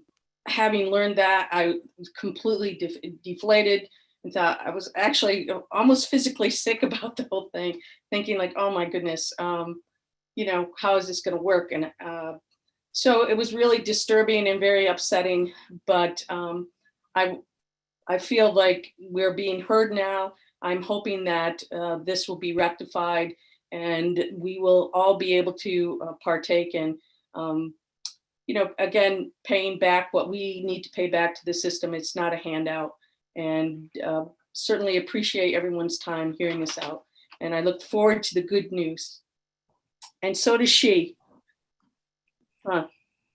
All right. Thank you so much. Thank you, baby. All right, Suzanne Demarco, welcome. And then we'll have Lee Franti and then Miss Sands. Suzanne? Hi, thank you so much. My name is Suzanne Demarco, and I've been a speech and language pathologist for the Boston Public Schools for the past 30 years. I'm a Boston resident, and all 3 of my adult children went to the Boston Public Schools. My story is a collective one. We didn't know. The retirement board sent out 858 emails to the members that did not sign up for TARP in the given 6-month period to notify us of our situations. At the Curley K-8 school where I work, out of a group of 7 teachers that should have been invited to the meeting, only 3 of us received the email. So I think the 858 is even underreported. And just to put things in perspective, this is nearly 10% of the Boston educators working in BPS right now. We didn't know. What reason could there be to not opt into TARP? We're a group of intelligent people who are paying the district's mistake with years of our lives. Personally, it has added 4 years to my age of my original retirement date.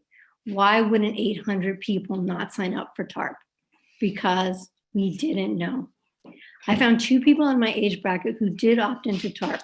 One had a family member who was worked in the retirement office, and the other was because one person at the Jackson Man went around and told all the teachers to make sure that they knew. What was really confusing is the city allows vendors to go in to the schools and speak with the teachers about 403B accounts, which we signed up for early. Since these vendors were approved by the city, teachers had no reason not to believe what they told them. Each time I've met with them for over 20 years, they would take out a chart, they would look at my age, and they would look at my years of service and tell me that I would retire at age 59. This was going by the rule of 90. On Monday, at the last retirement meeting that you hosted, we found out that the rule of 90 was not in place anymore. Guess what? We didn't know that either. There are many ways this situation could have been avoided. First, during the 6-month period of TARP, the Boston Public Schools could have sent us a certified letter, which is how they disseminated important information at that time.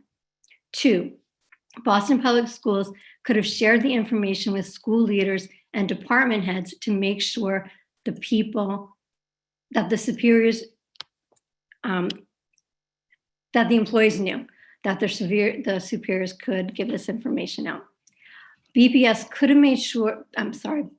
could have made sure that members knew about this opportunity by tasking the union representatives with bringing this information to people at their schools and making sure they collected the signatures of those they notified.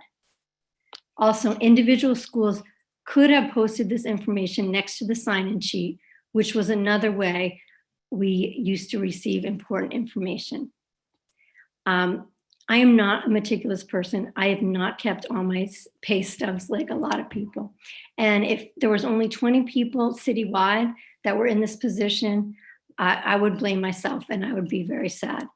But the fact that there are so many people in this situation, I can just say, we just didn't know. I didn't sign up because I didn't know, and I know a lot of people out there are in the same boat as me. Thank you for your time. Thank you very much, Ms. Demarco. Lee Franti and then Ms. Sands. Hello, everyone. My name is Lee Franti. This is my 21st year teaching in the Boston Public Schools. Like someone you heard earlier said, I started my career in September of 2000. I pounded the pavement and walked from school to school from Charlestown to East Boston, knocking on every school door. And I ended up getting a job as a substitute teacher at the McKay School in East Boston. Right now, I teach 6th grade at the Murphy School. I have lived in the city now for 20 years, and I plan to remain in the city. And like you've heard before, I started as a substitute. Substitutes were not included within this group, but luckily on 12/1 of 2000, I was hired as a first-year teacher and was first-year provisional. So obviously, as we heard earlier in testimony, a lot of this information was being disseminated in November of 2000, and that's when I would have been a substitute teacher at that point. But in December, I became a full-time teacher, and then through January, through, of course, for the end of the year and so forth, I've been a first year. I was a full-time teacher, part of the force. I just have to say that even at 22, even as someone who was just hired that year, I did take advantage of a 403B option when a salesman came into the school that first year teaching and opted out of, I opted into a program to take $150 a paycheck out for a retirement that would be in addition to, of course, your pension, even though I knew I had a pension and I didn't know if I was going to stay a teacher for one more year or one more day. I just knew I loved what I was doing. As long as people wanted me there, I was there. So it's been 20 years. I, like everyone else, have a 9.9+2, thought I was in the program. I didn't realize that I was not. And I just assumed that I was in it, and then I wasn't a few years ago until I found out. And I'm on board with everyone else. I want to thank you all for your time and thank you for doing this for us, because I totally would have opted in if I opted into an additional retirement benefit that first year. I know I would have opted in to this kind of a benefit, especially being brand new and saying, "Look, my future is bright." And I've stayed in Boston. I love Boston. I'm not going anywhere, and I'll pay my fair share because I believe in this city and I believe in what you all are doing. So please help us out, and we thank you so much. Thank you very much, Lee. Ms. Sands, and then we're going to go to Win Freed. Welcome.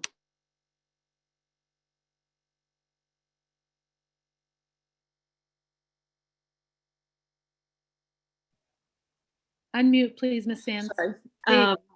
Thank you for hearing us tonight. I really appreciate it. I've been sick over this for at least 10 years, knowing that I did not get in on this because I was out on maternity leave. I have been a teacher. I've lived in Boston, mostly my whole life, and then got married and came here to Quincy, not far from Boston. And this is my 31st year. I was 21 years old, graduating from UMass Boston, going for my master's through the Rollins Griffith Teacher Center, which Boston offered. And now in January, I'll be 31 years, 10 years in Roxbury and at the Mason School, which I loved, and then 20 years at the Murphy now. So I feel like I have dedicated my life to these children. And when I see I see the children of the children that I taught. It's such a testimony to me when I see them, and I feel so proud to be a teacher. And I think that it's been great what Boston offers to Generation volunteers and to student teachers from where I graduated, to be able to bring them in and teach them how to be a good teacher and hope that they stay in Boston. But to just kind of briefly say that I was on maternity leave. I had had my son in March of 2001, and I went out in February, and I didn't come back until September. So I did not know. And, like Lee Franti, I had invested in my 401ks and the Roths and all that stuff. And I just feel that if I knew about it, I would have definitely enrolled. And when I did get in touch with the union afterwards, they just said, no, it's not being offered. And so as soon as this was coming of age and to be a part of this, I wanted to be able to just say that, like all of the other people, the 857 people, we have worked so hard for Boston, and we love Boston kids. And I want to be able to retire. I will be one of those people that you talk makes over $100,000 and would like to go out at 58 and enjoy traveling and enjoying the fruits of the labor of a beautiful, beautiful career with wonderful educators. And I so appreciate that everything you're doing. And I hope that it passes here and then goes up to the state and passes there. So thank you so much for hearing me tonight. Thank you very much, Ms. Sands. Next we have Wynn, and then we'll go to Jean O'Leary. Wynn? Yes, thank you very much for this opportunity. I've been an occupational therapist with Boston Public Schools since 1991, and I have 4 prior years of service in another Massachusetts school. When the Retirement Plus TARP email came to me and was also read by my husband, a very smart person, neither of us understood the meaning of the message or how it might apply to me exactly.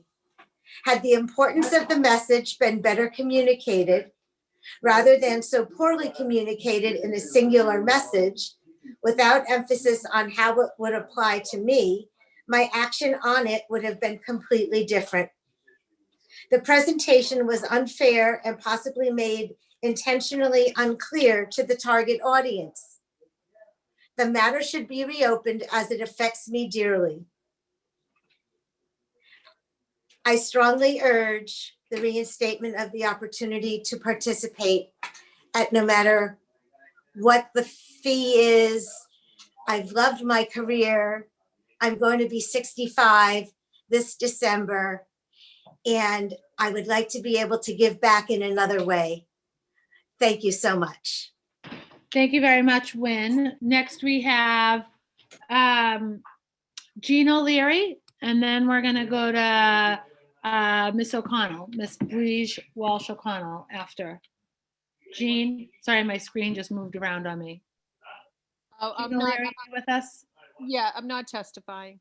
Oh, very good. Thank you for being here. Breege, you're up. Same story with everybody, so. No, thank you very much, Jean. Okay. Breege. Unmute yourself. Hi, thank you for giving me.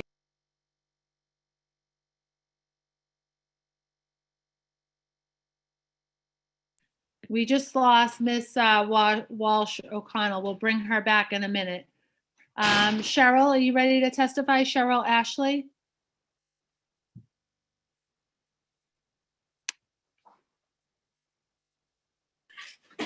Good evening. I am so excited to be here with you guys tonight, and I'm just really, really happy because I've been waiting for this opportunity for such a long time. So I'm excited that the opportunity and the chance has come about for us to at least have this conversation and possibly get this thing done. When the Retirement Plus came into play, I was into school with a cohort of teachers, and I think a couple of people got the notification, and we all got in a room and we were talking about it. What does this mean? We were trying to make sense of it and understand. Some people didn't get notification. We compared notes. We called downtown. We called our we talked to our union rep and came to the understanding that we were like all enrolled into this Retirement Plus program. Well, lo and behold, like many have said, it came to pass that, the cohort that I was in, some of them had the TARP and some of them didn't. We're still working. Some of them are gone. And, nobody really understands, honestly, how we were separated, because we worked through it together, we called together, we talked about it together. And I'm just excited that there is a chance, because it's, it seems like we've been working towards this end for so long. Thank you to Mike McLaughlin and all the other people who have really pushed for this moment. And I do hope that it comes to fruition for all of us. Thank you so much for this opportunity to approach this situation. Thank you, Cheryl. Breege, we'll take you back. Thank you. Welcome. I don't know what happened there. I don't know either. What do I do? Oh, okay. You're unmuted, but you're not on video. Okay, hold on 1 second. Take your time. And then while you're preparing, anyone that's in the wait room, we've gone through the list and I have found the names of those that were signed up to testify, who are present. Some of you still haven't shifted from your BPS number to a name. So if you would like to testify, please raise your hand and we'll get to you going forward. Welcome, Breege. Okay, I don't know where I am. Okay, I see my name, but I don't see the option to show my face, but that's okay. You can hear me. We can hear you. We just can't see you. Okay, awesome. I'm so impressed with everyone's number of years in service here tonight, and we're all dedicated and we're here even after work hours. So that's awesome. Thank you for letting me speak tonight. And I'm here, just like as everyone else has been, to share my understanding of the Retirement Plus. I vaguely remember any conversation about options to convert retirement deductions from 9+2 to 11% while a first grade teacher at the Charles Sumner School, where I have been since 1997. The fact that 9+2 does not equal 11 is very misleading to a first grade teacher. The inconsistent distribution of notices regarding the Retirement Plus initiative caused a great deal of confusion for me and for my colleagues. Not being guided through the proper channels has prevented me and hundreds of other educators in the system, as we've heard tonight, to take advantage of this early retirement, thus preventing younger educators to walk through the doors and continue to make an impact on the lives of children. It is my hope that the home rule petition will prevail. Thank you again for this opportunity to share my thoughts on this important issue. Thank you very much. Now we have Dr. Williams and then Nilsa Reese. Anyone else that's a participant that would like to testify? This is your final moment to raise your hand. Dr. Williams? Yes, hi. My name is Eleanor Williams, and I'm the inclusion specialist at the King School.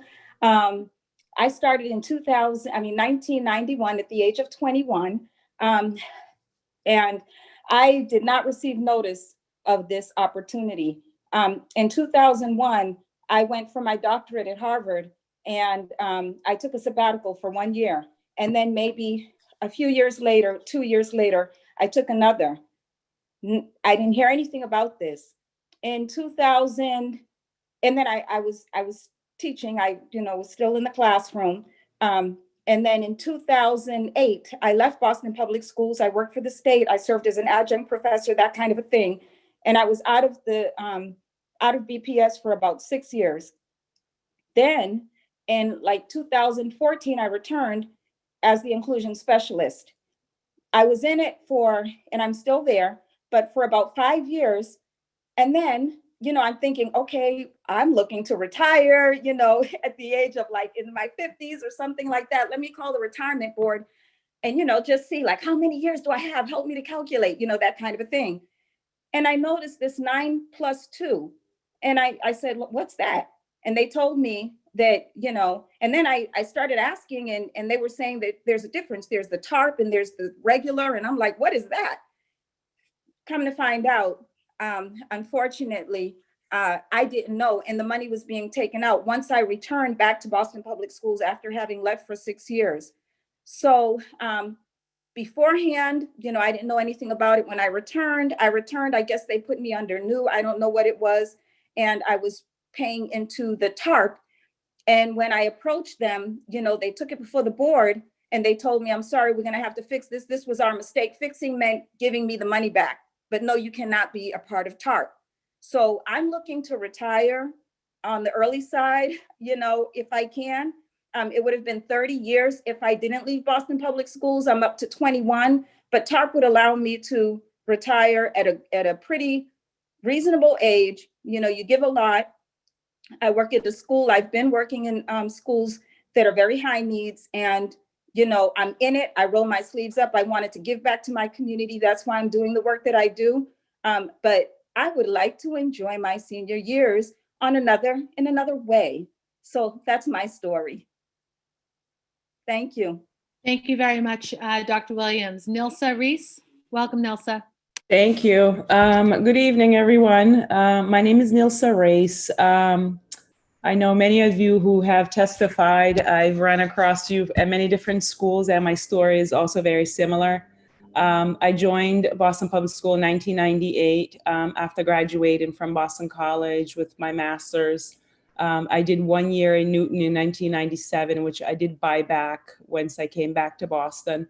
But I joined at 9+2% in 1998. But I resigned from Boston in 2001 at the end of June. I went to Brockton Public Schools. And then I came back to Boston Public Schools in 2005, and I was enrolled at 11%. And a few years later, I was sent a refund check just saying that I was overpaying. And again, I didn't think anything about that. And I cashed my check and kept on going. And then in 2008, I transferred within a department in special education. And then again, was informed that I was mistakenly placed at 11% and was put at 9+2%. So it's been a few times that this has happened to me. In 2015, I was working with a financial advisor because I was expecting my first child. I have a 4-year-old and a 4-month-old at my age, believe it or not. Started a little late, but in 2015, I called the retirement system and spoke to someone. And she later sent me a letter, which was very helpful in crafting my testimony because I had a good timeline. In 2015 is when I actually found out about Retirement Plus / Tarp. I had never heard about that before. Because I say that because I keep my paperwork like many of you do. And in 2006, a year after I came back from Brockton Public Schools, I saved the paperwork that had the guidelines, and there was no such thing as Retirement Plus ever on their guideline. They give you from the years when retirement started all the way to present, and the last percentage that anybody could contribute was 11%. And I had been taken to 9+2. So at any point, I was told it was a one-time opportunity, you cannot enroll, and that was it. So since 2015, I've been running, after anybody who can tell me anything about re-enrolling, because that added 4 more years. Instead of me being able to retire at 57, I would retire at 61. And I really want to be able to be available to my children as they grow and not, continue to be, working until in my 60s. I went to Revere in 2017, Revere Public Schools, and I came back in 2018, just a very short leave. And I'm currently paying 11%. And I know for a fact that check, for the 4th time, I'll get a check saying you're overpaying. So I really appreciate everybody who's working on this issue and hope that we can clarify, everybody's situation and place back where we belong. And we can enjoy retirement at whatever lifestyles we have and want to, enjoy with our families. Thank you so much. Thank you very much, Nilsa. And then last, because there's no other hands. Oh no, there's one more raised. I'm sorry, a few more raised in the box. But this is your last opportunity to raise your hand. We'll go to Brenda Mostich, and then I'll let a few more into the room. Brenda, welcome. Hi, thanks. And you got the name right. And the last name, yeah. So my name is Brenda Mostich. I'm a 23-year veteran with BPS. I'm a speech language pathologist, and I started in 1997. About 6 months after I returned from maternity leave was when Tarp, I guess, opened up. And so, yes, I was a new mom, but it was brought to my attention. And, doing my due diligence, I went and I asked about it, and I was told, no, you have 9+2, that's 11, you're all set, you don't have to do anything, you're enrolled.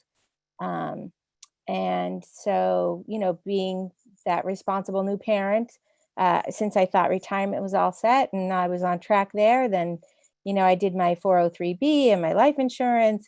And then within the last year comes to my attention, no, you're not in the 11%. 9+2 is not 11. So I'm in very much the same situation as a lot of other people that have testified tonight. And I just, it's frustrating to have had this misinformation. And I would just really appreciate anything that people are able to do to help us try and open this up again.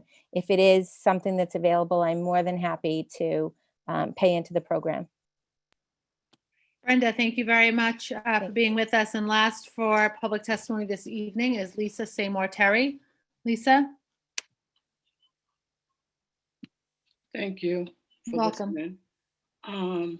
I'm a little bit different because I started teaching at the very young age of 20. I grew up in Boston. I went through Boston Public Schools. And if I had signed up for the program and I was aware of it, I would have left now and I would be enjoying my retirement. Unfortunately, that is not the case. I am still teaching, very competent, and I still, enjoy my job. However, I would love to receive my retirement, but I also think because of the era that I should not have to pay the interest. I have no problem paying the difference in terms of the percentage. But because of my investment of years, which is 35 years in the Boston Public Schools and 2 years in the penal institution, I agree with paying the difference, but not the interest. That's my only conflict with this. Other than that, I support all the teachers, and it may actually not even benefit me at this point in time. And if I do leave next year and I don't take the full 80% retirement, I'm just wondering, would I be able or be compensated to make that retroactive? Great question. We'll add it to the notes. Thank you, Lisa, for being here with us. And thank you for your 35 years of service. I think maybe of the group you had the most. Thank you for listening. Thank you very much for being here. So with the conclusion of public testimony, I appreciate everyone here this evening. I appreciate my colleagues for their questions and their few offers of early support on this effort. As Councillor Edwards, the chair of the Government Ops Committee, mentioned earlier, she typically does have a working session following this hearing. Was uncertain if that was necessary in this case. Where it is a holiday week, we don't have a general council meeting this week. So I will request that this be before the council, if not the 18th, the following Wednesday, if she so wishes to have a working session. I think that it's reasonable to think that if it's not the 18th, it would be the 25th, which would be our hearing. I don't even know when Thanksgiving is. Anyway, so and I do appreciate her indicating that she wants to move this along quickly, as the longer haul will certainly be up at the State House. So with that, there's no meeting on the 25th. So I will impress upon the chair that time is certainly of the essence, and I'd prefer to move this before the council of the whole on the 18th instead of waiting until December 2nd. But that is certainly at the will and the desire of the chair. But she did indicate a general sense of positivity at the beginning of this hearing. Anyway, so with that, I appreciate everyone here this evening. We do have loads and loads of public testimony that we will compile and go through, as well as the actuary report. I'm not sure how to say that. I see that Mr. Leone has unmuted himself. If he has additional comment, please do so before we adjourn this meeting. I just wanted to thank the two of you for taking the ball and running with it. I think it's been a struggle for a lot of teachers to get someone to listen to them. And thank you, Mike, and thank you, Anissa. I think, Anissa, you being a colleague in the building certainly helped, because I was able to reach out to you.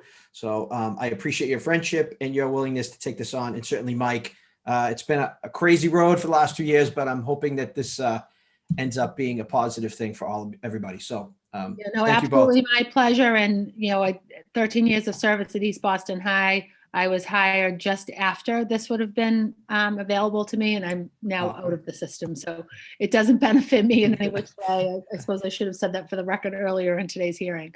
But I'm grateful, Chris, for your service, and especially all the teachers at East Boston High, but the teachers across the district. Mike, thank you for your work, and we'll certainly have more to do. With that, we are adjourned. Thank you, Central staff, for helping us